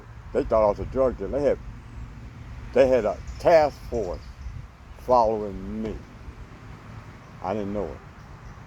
They had people checking me out. I didn't know it. I wasn't into drugs, so they wasn't getting nothing. They figured one day they'd find something, but I wasn't doing that. So what they did was they sicked this guy on me. I snitched. Matter of fact, I ran into him last week. I did. Ran into him last week. To get me. They wanted to get a case on me. So he's driving a Datsun 280Z with a phone in it. That's when they call them Datsun. They driving around a two-seater. I'm thinking, oh man, it's a bad car. Shit, this had to be the first car with a phone in it then. Right, yeah. Back in the day. Back in the day, and they don't have Datsuns no more. Oh, shit. Remember, they all Nissans now. Okay. But then they call them Datsun. Okay. So he driving with that Datsun. I'm thinking. So I'm thinking. I didn't know he was trying to get me. I'm thinking because what happened was my birthday, and we having a birthday party, and people coming over. He comes in. So I'm drunk.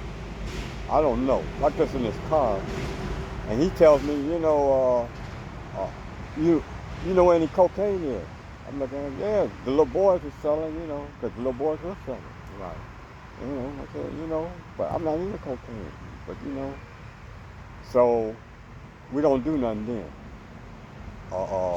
Maybe 2 days later, I see him again. Like, I don't know he's trying to get me. Right. He said, man, I know this party, man. You want to go to this party with me? I said, I'm going to go to the party because I want to get in that Datsun anyway. Right. So I'm riding around. But he tells me, my wife got to have some cocaine. I'm looking, cocaine? What do you mean? If we get this cocaine from her, then we can go to Datsun, go to the party. So he pulls up to the little boy, and he rolls down my window. What I didn't know at the time, if I grabbed the drug and handed it to him, that's delivery. I didn't know that. But, see, they was trying to get me that way, that delivery. But, because I'm not into cocaine, right now I'm thinking, here, crackhead. Right. I'll do this. Man, I don't want to be part of it. So I'm not even doing that. They pass over me, because I want to be part of it. So I said, I want to hurry up and get out of this car now, because I'm going to be a crackhead. Right. So I get out of his car. He lies and tells them I did grab him. Since he the boys is his word versus your word. Right. So when they come to get me, SWAT come to get me. Really. SWAT come to get me. But I got a 357. I'm a Vietnam vet.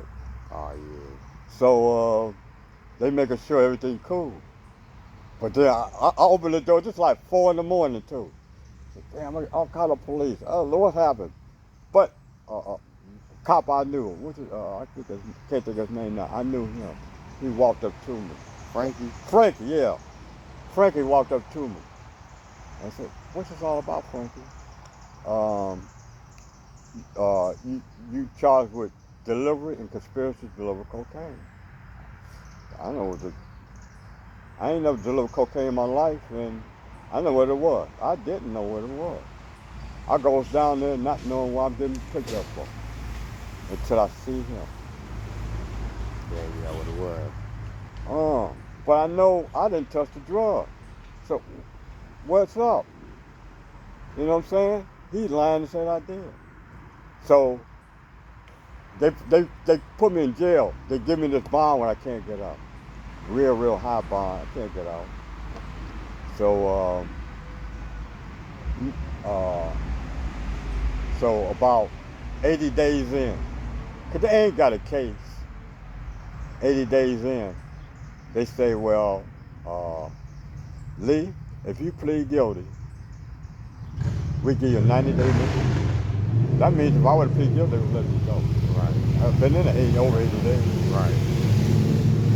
I couldn't say guilty though, because I wasn't. I just couldn't say it, because I wasn't guilty. I just couldn't say it. So you took the charge. So I went to court. Now, they never proved their case, because they didn't have a case. Matter of fact, I proved my case, because the dealer's mama made the dealer testify, because they all knew me. Right. So the dealer testified, no, I didn't hand it to the lead, I handed it to the police. So me and him against the police. Oh shit. You know they're not about to let the police be wrong. Yeah, but the police, they still said, they still said guilty. All right, so they say guilty. So how long you go to prison for? I got 3 to 20. 3 to 20. How long you stay in there? Matter of fact, on the way to the police station, I'm on the way to the police and I go right past them. And you know, on the way there, I say, you know I'm gonna shoot you before when I get out of here, don't you? All the police is right there, and I walk right up to them and say, you know when I get out of here, I'm gonna shoot you. You know that, don't you? So I go to the paddy wagon. They all hear that. You know? Shit, I'm surprised they ain't hit you with another charge for some shit like that. Nowadays, they'd have like, hit him with 20 years for fucking assaulting a fucking officer. But they know, cause they all knew in the end I was innocent. Yeah. They knew they didn't have a case. They knew they were sending an innocent guy to prison. They knew it. You know. Right. That's why I tell John Bennett, just because you right don't mean nothing. Right. Mm-hmm. Yeah, it really don't. So how long you end up doing? But see, here's what it was though. I goes in there. So since I ain't a criminal, I'm thinking I consider myself a political prisoner. I ain't a criminal. I'm surrounded by criminals though. Right. So they treated me like a political prisoner too. Because I didn't get not one disciplinary ticket. A disciplinary ticket if you get fight or do something bad. Yeah. I didn't get not one. Not one the whole time I was in prison, but I got in 2 fights. I should have got at least 2. But in the fights, she got more than 2. I got in 2 fights. But what it was is, we know what they would do? I get in a fight with a dude, they would take him to max. Williams, go to your cell. Oh yeah. They like, shit, you ain't in here bothering nobody, so shit. They would say it, that's how they were. They all look at me too. Who do you know? Because they would, the dude I get in a fight with, they would send him to max. Williams, go to your cell. They're like, who do you know? So how long you end up doing? I ended up doing altogether 3 years. 3 years. All right, so how was it when you came home? Okay, I come home, Randy's still working. Randy Kirk's still working for the village. Okay. So I had to pay, I forgot. I had to work off, either I had to pay him my fine or work it off. Now how I worked it off was, Randy said I could work for the village. I did work for the village. And plus Randy had a badge. He was a police, you know, we call one of the police is when they need it, you know, I forgot. Reserve. Reserve, yeah, you know. Yeah. Reserve fireman too. He was a fireman too. Oh man, he's with me? Yeah, I think that's my sister. Oh, your sister, okay. So they let me be with him. I could work with him, around him, and we go to Elkhart, we do all kind of stuff, real ready. You know, everything, but I couldn't get high because I had to get dropped. But you know, you do everything else. So you go off to prison. What year you go to prison? It was 90. Matter of fact, your mama was pregnant with you. Okay. Your mama was pregnant with you. So you came home when I was here. Yeah. So what, she came home in 93? Yeah, about that. Well, I came home before that. I was on parole. Right. Still, you know. Right. I had a bracelet, which I think they're gonna give Trump. You said they gonna get Trump the bracelet, huh? Yeah. Give him house arrest. Uh-huh. So that had to be different. You came home now. Yeah, I couldn't have nobody. I could have anybody. I couldn't have nobody with another bracelet or a felon come over. So now you come home. Now you got a grandson. But then I used to test it though. I would I would go to the store, come back. I would go places, come back, and see how far I can go with my bracelet. I did. I went somewhere, and when I came back, the police came. They said, "Where was you, Lee?" "Oh, I was here all the time, you know." But well, your bracelet went off.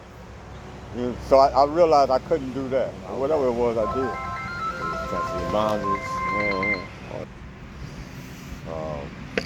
Maybe I might have been 4 years old.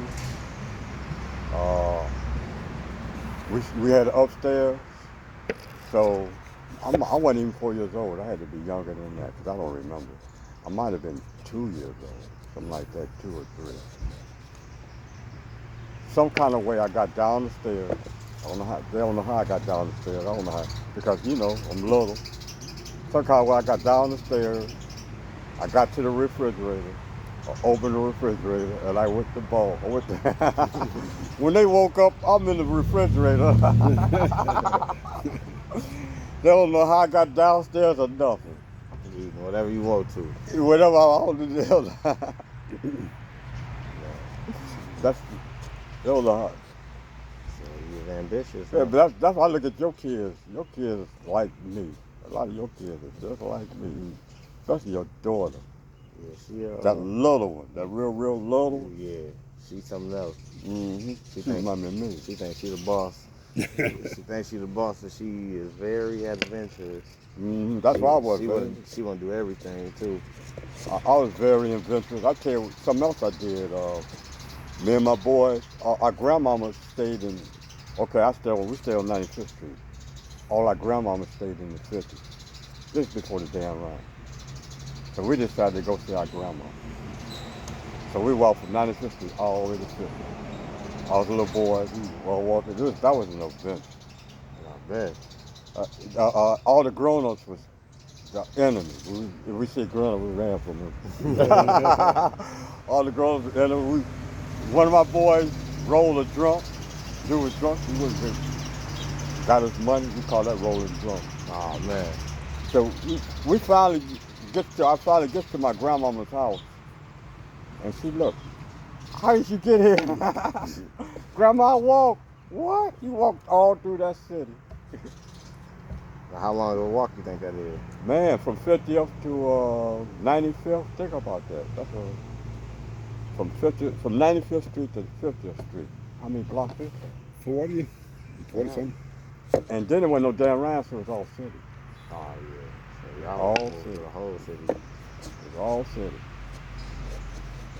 It was an adventure though. We haven't bought. You did that with your homeboys? My homeboys, our grandmama stayed, like mine stayed on 50th. Sydney and them? Sydney and them, all of it, because our grandmama stayed, mine stayed on 50th, Sydney stayed on 53rd Street, and somebody, I can't think of his name, stayed on 51st Street. All in, our grandma stayed right there. That's why we decided to do it.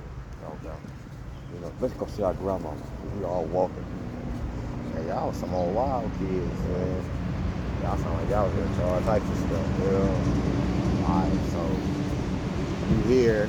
I think last time we left off, you was here. You was on the ankle monitor. Yeah. You was testing it out. Yeah, see how far I can go.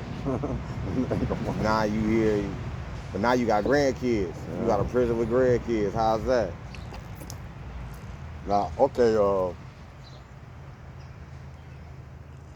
now my grandkids.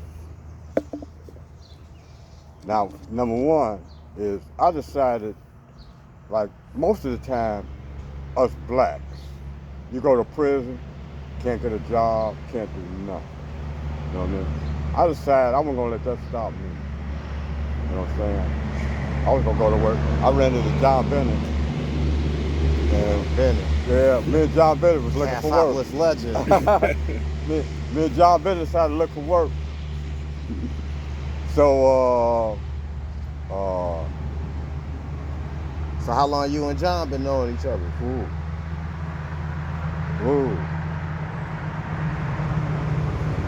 No, maybe 50 years, maybe. 50 years? Yeah, at least 50 years. Because Harold was the first one I met. Took me around. But see, I lost my job for the village. So I got on the construction team that built the post offices here. We built that post office. Then went to Dewazet and built that mall that's in Dewazet. We built that mall. And we also built, so we went to Elcott and built that, I can't think of the name of that store. We built it in Elcott. Oh, that's a lot of stuff. Right, but then, I can't think, but this is, I can't think of the name of it. Back in the day, yeah, that probably had to be like a Kmart or something. Kmart. It was a Kmart. Yeah, for real? We built a Kmart. So it was a Kmart. Okay. Brand new Kmart. After that Kmart, I didn't know what to do, so I run into John Bennett. And John Bennett needed somebody to go to Ohio. We was going to the railroad. He knew Dee Dee was on the railroad.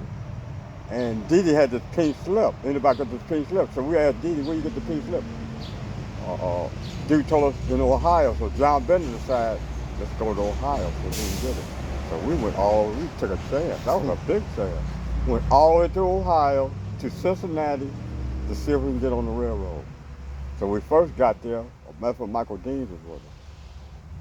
We first got there, it was closed. Now, Michael Deans is my Uncle Mike. Your Uncle Mike. That's my grandma's brother. Right. So Michael wanted to come, it was closed, so we had to wait till the next day. So Michael wanted to come all the way home. So John drives all the way back here, but then gas was like cheap in those days. What, maybe 40 cents a gallon? Something like that. So man, gas I was was cheap. living good back then. Gas was, so you can do it. So we drove all the way back, so we decided to come all the way back. We tried to talk Michael into come with us, but Michael didn't want to come with us. He should have. So when we got there, we run into the lady who was, got back to Cincinnati, ran into the lady who was dealing with the railroad. She finally came to work. But it was supposed to be for people from Cincinnati only. But we come from Michigan, so she said, and she had like 7 jobs, but she couldn't get them. So she said, since I come from Michigan, I'm gonna give y'all the slip. Oh, so y'all got on just by showing up. So that's for showing up. So she goes all the way up there and shows them a slip. We didn't really get hired, but what happened was we break a record. We laid more rail that day than anybody ever.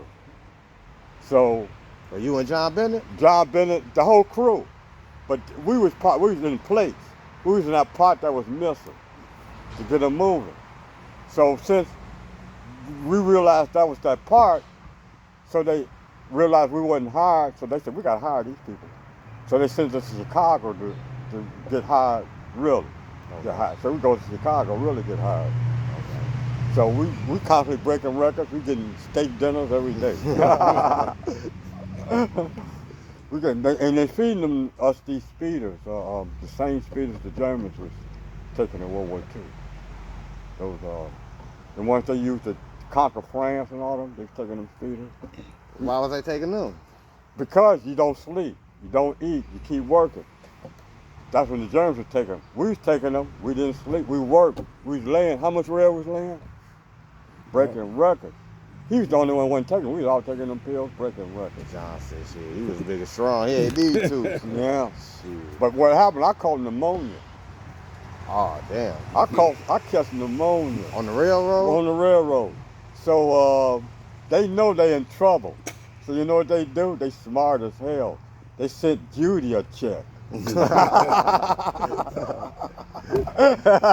we gonna take care of the wife. Right, because I could sue. Oh yeah, hell yeah. I could sue, but Judy gets the check. Well, I'm gonna tell Judy, no, we ain't cashing this check.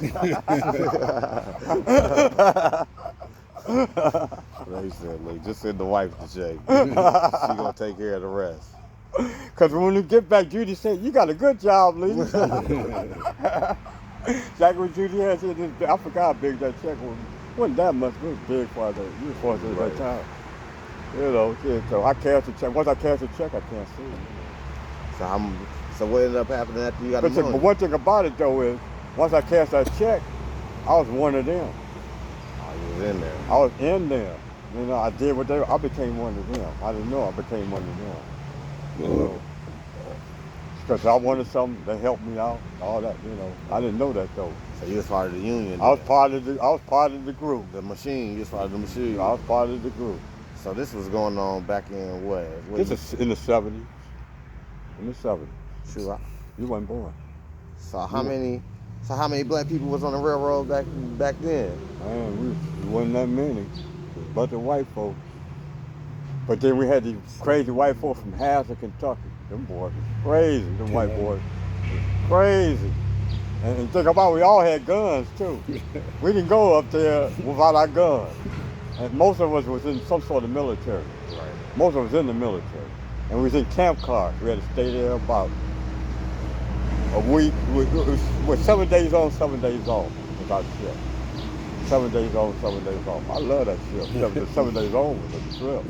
So we worked 10.5 hours a day. Okay. You know, so and all the boys, them Hazard, Kentucky boys. I remember that one dude was talking to that farmer's wife. So he comes up with a shotgun to get him. He gets up to the track, all you heard was click, click, click, click. Them Hazard boys had guns all around.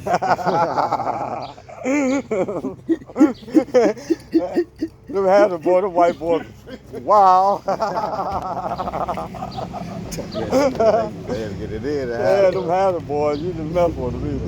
Man. Yeah, that's great. Yeah, you didn't mess with them Hazard boys, Hazard, Kentucky. So it was only a few of y'all on the railroad. Run, busting them white boys.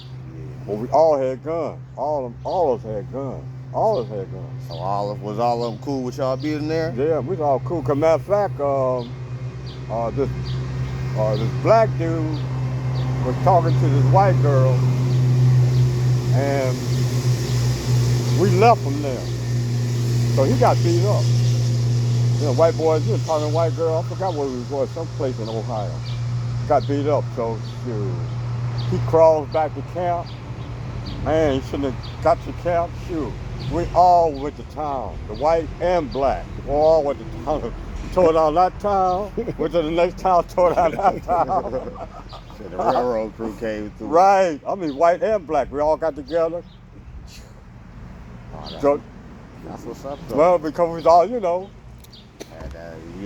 We might fight amongst each other, But y'all yeah, no, you can't us. mess with us, you know. Shit, we're a group out here in these streets. Matter of fact, we had to get kicked out of that town. And think about it, as much money as we cost the railroad, they didn't say nothing. Yeah, shit, surprised y'all didn't get fired then. Oh shoot, they didn't say nothing.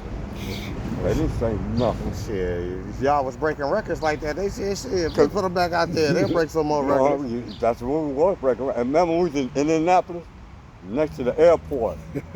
Man, every time an airplane came over, rocked our camp car. Airplanes was, man, landing there, oh man. So Tommy gun, we call him Tommy gun because he had a Tommy gun. I forgot his name, we call him Tommy gun because he had a Tommy gun, a real Tommy gun. So I'm shooting at the next plane. Plane coming, he shot at it. Oh man. FBI, CIA, everything was out there. We're looking for that gun. They ever find it? Nope. Oh, he got we didn't tell on them too. Hey. We didn't tell on them either. Tommy got a shot at the plane. So he shot at the plane. I mean, every FBI, you name it, everything in the world was out there looking for that gun. Shooting at that plane. That's crazy. They ain't do nothing to him? Nope. We didn't tell on them. Oh, so they ain't know who did it. Because like I say, we all together. Yeah. And plus, the railroad, for some reason, whatever we did, we got away with it. Oh yeah, you dealing with money. Whatever we did, we got away with, didn't we? Remember when we were throwing spikes at them cars? When we was ruining cars. Somebody say no.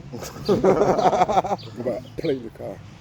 Brand new car. Brand new cars with plates on them. Spikes in it. Oh, brand new cars. We done messed up. Did somebody say no? Keep breaking that record. We kept breaking records. Y'all was out there like the mafia did. Somebody say no. Well, shit, the mafia probably had their hand in the railroad. The union part at least. Might have. Because I remember when John got fired, how he got fired, we supposed to do this job.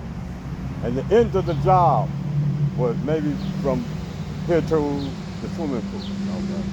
And when we finished that job, we was packing up and going somewhere else. The job was over, you know. But what was happening, it was raining hard. We got under this viaduct, and from there was rain. We didn't want to go out there. They tried their best to get us out there, though, because the job was over. We wasn't going out in that rain. We wasn't going out there. So they went to John. You want to go out there? John said, no, I ain't going out there. You out of service. I'm next. Lee, you want to go out? Williams, you want to go out there? I'm sick. I want to see a doctor. I didn't say no. I'm Let sick. the I want to see a doctor doctor. So everybody after me said what I said. Damn. They done got rid of John though. That's some bullshit. Yeah, but that's the thing about it though. John went in the union How come why ain't they put you in the union? because he was dodging the union, man. Oh, you ain't want to be in there? Yeah. I'm cheap to pay the little what, $100-some to get started, and probably about $15 a month. Yeah, he didn't want to pay that $100. Me, I hurried up and paid it. Hey, Matter of fact, I only had $75, and he let it go. I said, "Oh, I got $75. You take that? Yeah, I take it." I was in. We got a check after that. So Because what it was, the union guy got that money that we gave him, and he put us in. So some kind of way he got part of that money. he was getting a percentage. Of that money. That's why he come looking for us. So he get it. And John was dodging it. cause we went through different states, and when we be working in the garbage stand there, you get to that point, he stopped. Union dues. Cause we started out in South Bend and went to Indianapolis and hung right and went to East St. Louis. See, me, okay. I was looking for him because I wanted to get in there because I knew how powerful they were. Okay. So I was looking for him. But then when I finally ran, I only had $75, but he took it. So now, when she in the union, they go to bat for you though. Right, that's exactly. That's why he got fired. He went in the union. The rest of it, he couldn't do nothing. They couldn't, and that's the bad part about it, that none of us worked. None of us worked. So why did they fire him? He went in the union. He went in the union. Yeah, that's some bull. So did you ever get back on the railroad, or no? That was your last stint with the railroad. How long you end up staying with him afterwards? 20-something years. I stayed on the man because after he retired. After Conrail, I went to Amtrak. Oh yeah. He stayed with the railroad. I stayed with the railroad. After Conrail, I went to Amtrak. Oh, so you retired off on that? Yeah, I did. Yeah, that ain't no bad. I got heavy equipment I retired track foreman. Yeah. I was a track foreman. That ain't bad. Yeah, they paying good money on. Yeah, before that time, yeah. And now they make $30 an hour. I wish I would go back, right? Now they make like $30 an hour. Shit, it's probably less stressful too. All the machines they got nowadays. Yeah, because when we joined the railroad, the qualification is you had to pick up 100 pounds. That was the qualification. Now if you pick up 100 pounds, you get pulled out service. They won't let you pick up 100 pounds now. They damn near, they leave it at 40 pounds. It ain't nothing over 40 pounds. Anything after that, they got machines and stuff that'll handle it. But when we first joined the railroad, you had to be able to pick up 100 pounds to even get on the railroad. These machines now. Spike malls. Spike malls, yeah. I learned how to spike mall. I was good. There are no spikes. They took a spike mall, cut it down, so we drove spikes with it. Man, ooh, I watched a dude get hit by a train. He all right. He got $1 million. he doing good though. He got $1 million. But then what it was is, okay, we driving anchor spikes. These spikes, they had air guns. He was on the air guns, driving them in, but they had to have somebody in front of them driving them down, setting them. You know, and we doing every other tie. He was ahead of me. Every other tie. I watched them. Okay, cause our backs, you know, you doing with that sludge hammer, your back hurting all day, all day. You know, your back, so you stretch your back. He did the same mistake I was doing when he got here. He told me not to do that when he got here. Cause what he did was, he got up and backed and trained. Cause what it was, I'm driving the spikes, and I saw the big wheels go past me. You know, 'cause it's a track right next to it. Big wheels go past me. Whoa. And then I looked up and he got hit. But it spun him out. If he spun in, he'd be dead. But it spun him out. Oh man. You know. Spun him out. And they broke the rules because we weren't supposed to be on the track. When they was operating the train. Right. What we call hot rail. You're supposed to get off the track. But they wanted to do that footage, so they didn't tell nobody. So they broke a rule by just having us on the track when the train go past. Shit, I'm surprised you ain't getting no check for that too then. Well, but then I might if I would have thought about it. You know. But he got hit and they paid him. They just heard gave him $1 million. Shut him up. And a guaranteed job for life. Guaranteed job for life. $1 million and guaranteed job for life. Oh well, he was shit. He was set after the $1 million. What I'm going to work for? He came back to work too. He came back to work and he's driving bus. All he had to do was drive bus. Oh yeah, he took the easiest job. He's like, look, just give me the easiest job Right. y'all got. He got over, but then you know what? Hell, he's still collecting pension and stuff if he's still working there. Yeah, he's still collecting right now. But if he's still alive.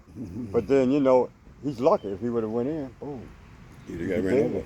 Yeah, he wouldn't have got nothing. He's lucky. His wife would His have family would have got him. But he wouldn't have got nothing. This. All right, so we pretty much covered a little bit of everything. We gonna do more interviews. I'm really gonna interview you a couple more times because you got a lot of more stuff I want to ask you anyway. But this is a sports talk show, like not even a talk show, like a little podcast thing too. So one of my favorite teams is the Chicago Bears. I'm damn near a Bears fan because of you. I've been a Bears fan my whole life. And I grew up in your household, so I'm a Bears fan too. I tell people, a lot of people say 85 Bears, 85 Bears. My favorite team was the 83 Bears. Yeah? Why was that your favorite team? Because they would lose games but win the fight. You beat motherfuckers up, huh? I mean, they had a stat. How many games the teams lost after they played the Bears. Didn't nobody want to play the Bears. They knew they was going to beat the Bears, but the Bears was going to beat them up. They lose next week. They lose next week. It was a stat that the teams would lose the game after they played the Bears. Like, you go get the win this week, but next week your ass gonna be slow. That was my favorite team. Matter of fact, once they learned how to win, they became the 85 Bears, and couldn't nobody beat them. Right. But because they had that arrogance. It's kind of like this team now almost. This team now we got, but they ain't arrogant yet. They ain't arrogant, so they building up to it. They're building up to it. Because, like I say, the Bears was losing. We had Walter Payton, one of the baddest running-backs ever. We had Walter Payton who had all that, you know. Sweetness. But then, and had that arrogance too. He sort of gave them that arrogance. You know, even though we lose the game, so what? So how was it watching Walter? Man, Walter was the baddest running back I ever saw. Yeah. In my opinion. Baddest running back I ever saw. Because the thing about Walter is he didn't run around you, he run through you, but he can run around you. But he didn't run the motherfucker over. He didn't care. Boom. That's why, okay, it was Jim Brown's record. Everybody was trying to break it. It was between Walter Payton, Barry Sanders, and Franco Harris, them three, trying to break Jim Brown's record. Franco Harris would run out of bounds. You know, he would run out of bounds. So Jim Brown said, if Franco Harris break my record, I'm going to go back and extend it. He's coming out of retirement. But he liked Walter. He liked Walter. So he's like, I love Walter. I love Sweetness. Get it, Sweeter and Barry. But I'm going to tell you what, Barry would have broke the record. But Barry retired. It would have been, Barry would have broke the record and Walter would have broke Barry's record. But Barry retired the year before he had a chance to break the record. So Walter's by himself. It's between Walter and Franco Harris. And Walter was the one that did it. Franco, what happened with Franco is Franco got traded from the Steelers to the 49ers and then how they used him. Oh, so he ain't get to get them touches no more like he was. But the Bears are still trying, you know, They they were feeding Watson. feeding water. It was water right, water left, rest water. That's how it was. You get one play off. Water right, water left, rest Yeah, water. some of them highlights I see, he was even throwing the ball too. He was one of the first to throw the ball. Yeah. First running back, because he wanted to do it all. He's one of those players, he wanted to block, he wanted to, matter of fact, the stuff teams, players is doing now, Water invented. Running uphill, Water invented that. Doing all that, running all that, Water invented all that. Yeah. Everybody's copying Water, they do that now. See, the baddest running back I could say that I'd have had in my lifetime as a Bears fan would probably be Matt Forte. I like Matt Forte. Matt was a bad out of Tulane, man. That motherfucker, he was a bad one.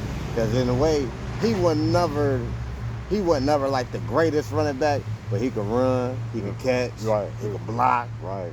He'll run you over too. Yeah, and he had the little wiggle to get by you on the little cuts and stuff like that. We ain't never had no quarterback in my lifetime. We got one now. You think so? Yeah, I know so. I think Fields is gonna do it too. We got one now.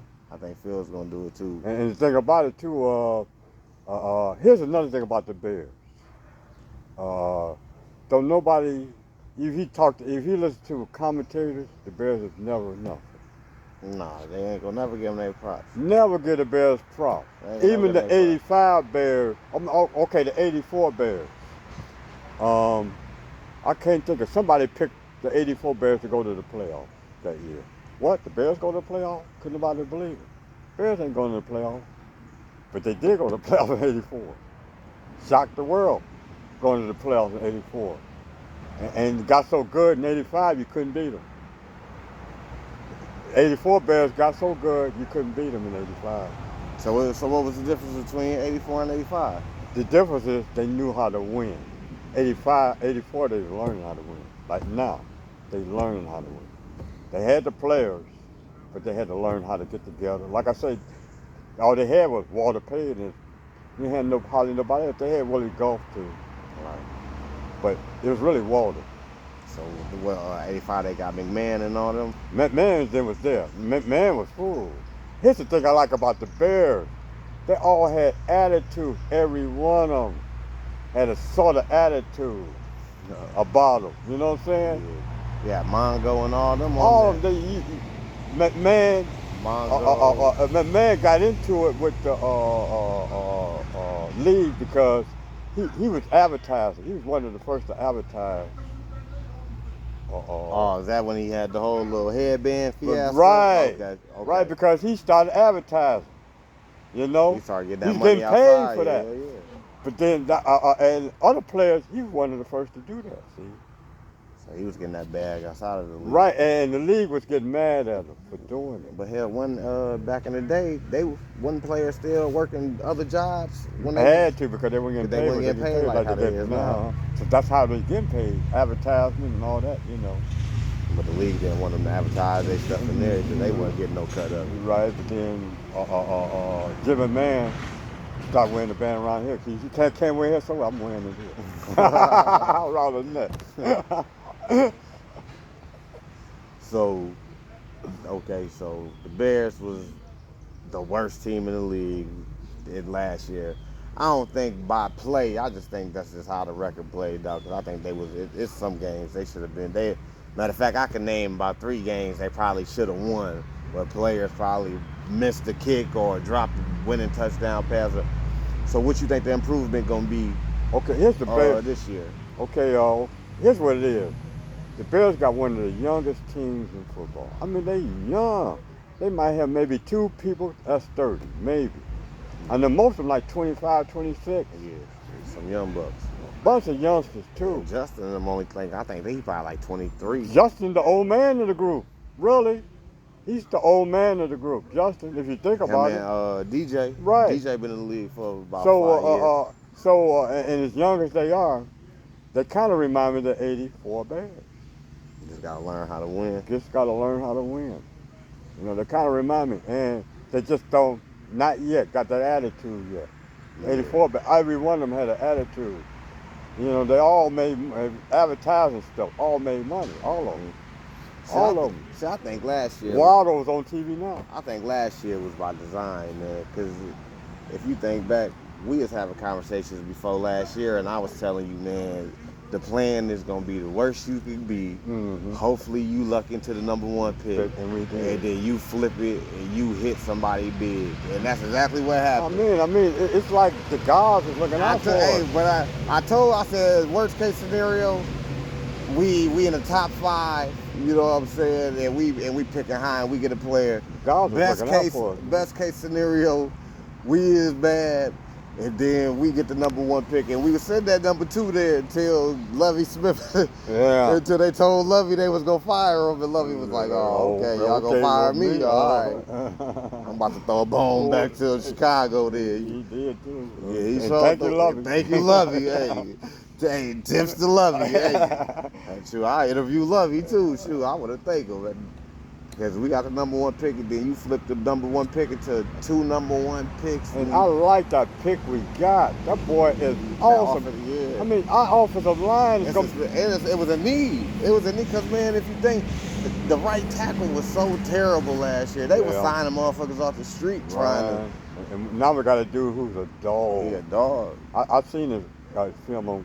Man, that boy. All he got to do is just get used to game speed, man. He got all the attributes, I think. Because he's the guy that he stick on you and he ain't letting Man, you there go. was some people saying like, shit, he might be the best player in the draft. I think so. I was like, woo, that's I how think so. I seen his film. Matter of fact, I don't know how we get this running back. That He boy overlooked. That boy is bad too. Well, you gotta think he was behind the motherfucker that Right, was bad. good, yeah. You know what I'm saying? Because he went to Atlanta in the top 10. But then I seen the film on him. He likes blocking. Yeah. He don't mind throwing it, but he was a quarterback. Yeah, he was a quarterback. He don't mind. The thing about they talked him into being a running back, so that means he want to be part of the team. Mm-hmm. He wants to be part of the yeah. team. So I'm looking at all these draft choices. How do we look at and get them? Because just about all of them. The tackle we got. That defensive tackle. Man, I look at him.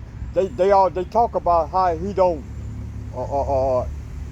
he ain't rushing up, but because they told him to watch. Yeah, it was the scheme he was in. The scheme he was in. But I seen him when he did run up. Boy, gonna be bad. He was getting after motherfuckers. He's going to be bad. And that's the defense that Chicago run now. There's not no sit back and just guard the. It's get upfield, get to the quarterback, or blitz the holes, or blitz the gaps, and penetrate and disrupt. But then there's one theme about all the players he got.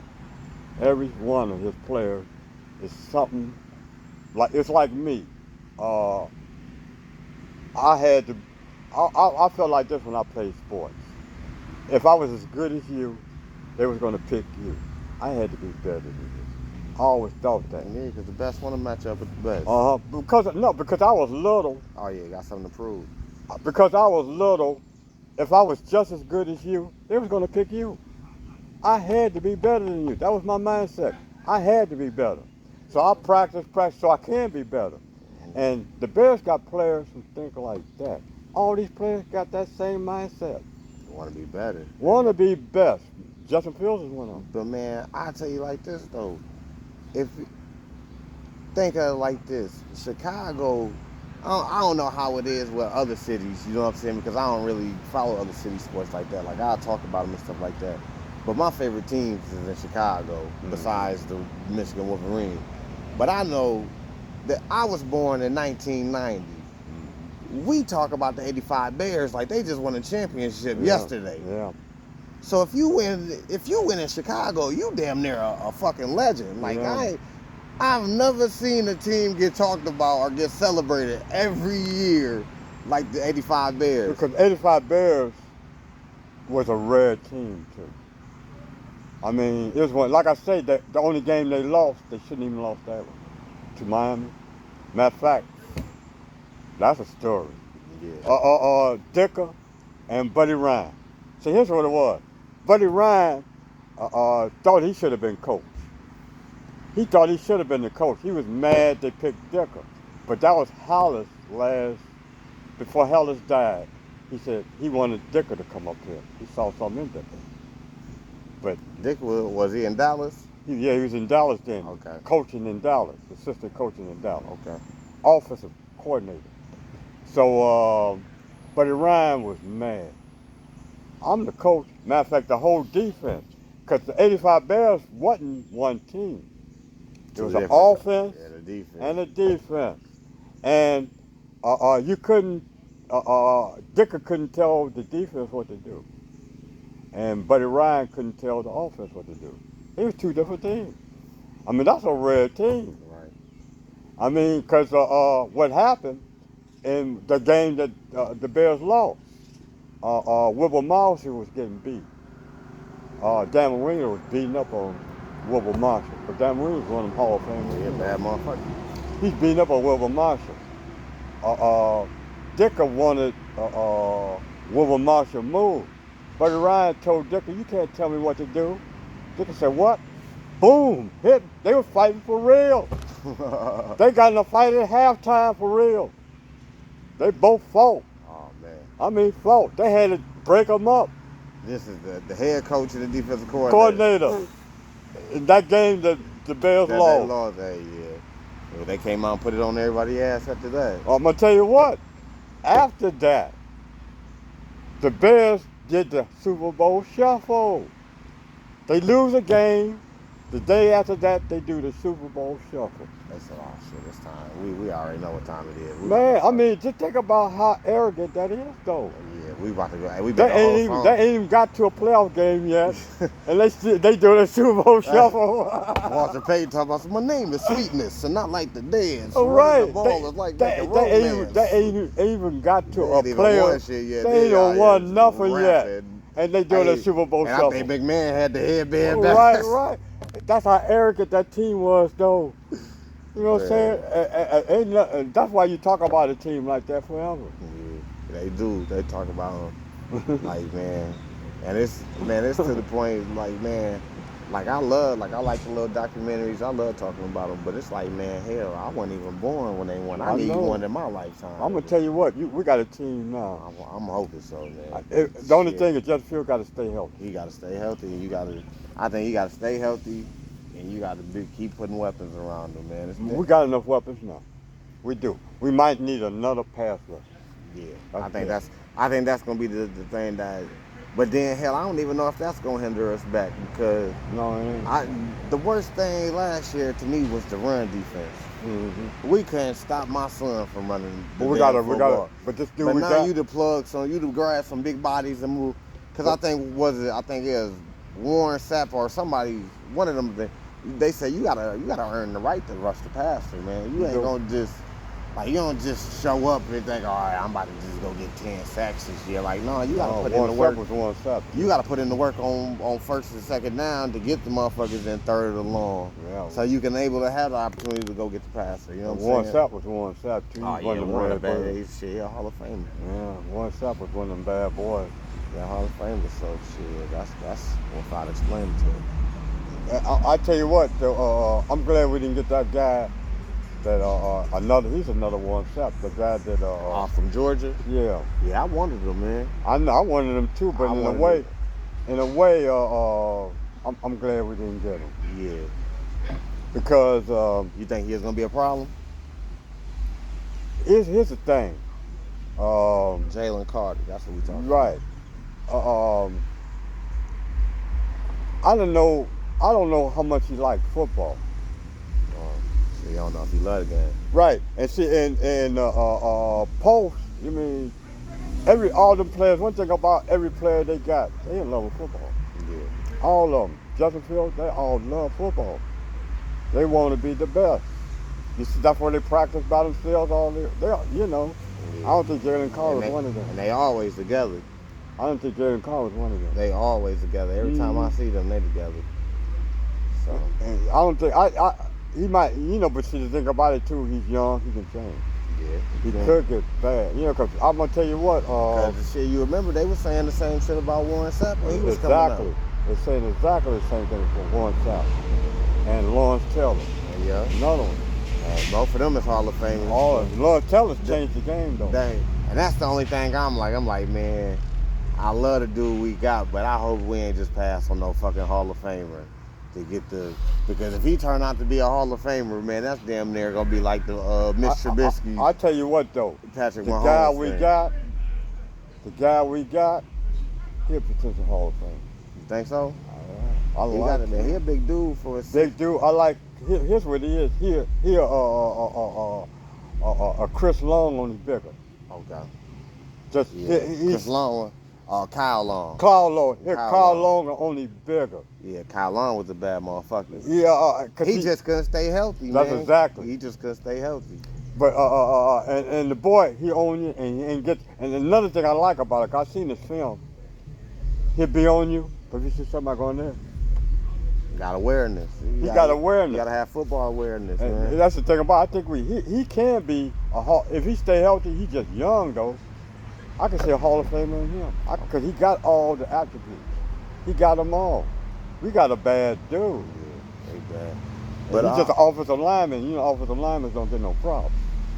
But our defensive line, I think they're gonna shock a lot of people. Oh man, I'm gonna tell you what. That boy we got last year, that Brisker. Yeah. Boy, he remind me of me when I played. Brisker, the safety. Yeah. He remind me of me. I played because when I played corner. Yeah. And I used to talk to you. You know, talk to you like a book. Brisker a bad motherfucker. And then I used to let you go because I want the quarterback to throw the ball to you. I want him to throw the ball to you. I wasn't afraid of that.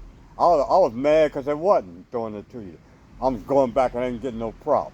So I try to get it, and Bristol do the same thing. I try to get him hoping the quarterback think you open. Yeah, they try to bait him into it. Bait him in, then when I'm right there. Boom, Bristol do that same thing. He just like that. I see it in him. Oh yeah, he gonna be a bad one. I think he might have an all-pro year. I think see he it might in have him. an all-pro year. And plus they got the dude next to him. Oh yeah, Eddie Jackson. Mm-hmm. Yeah, they gonna. I think the secondary, if the defensive line and stuff hold on, I think the secondary gonna have. Because here's the thing, this line is gonna hold up. They're gonna hold up. The secondary, I think the secondary improved, man. Because the secondary is gonna lock them down. So the defensive line gonna get a chance. Yeah, cover sacks. Get them cover sacks. Well, shit, man. We'd have been here for about 2 hours now. So that was a nice little interview. I appreciate you sitting down and talking to me. I'm sure gonna get back with you. We're gonna talk about some more stuff. But shit, till next time, man. Okay. Man.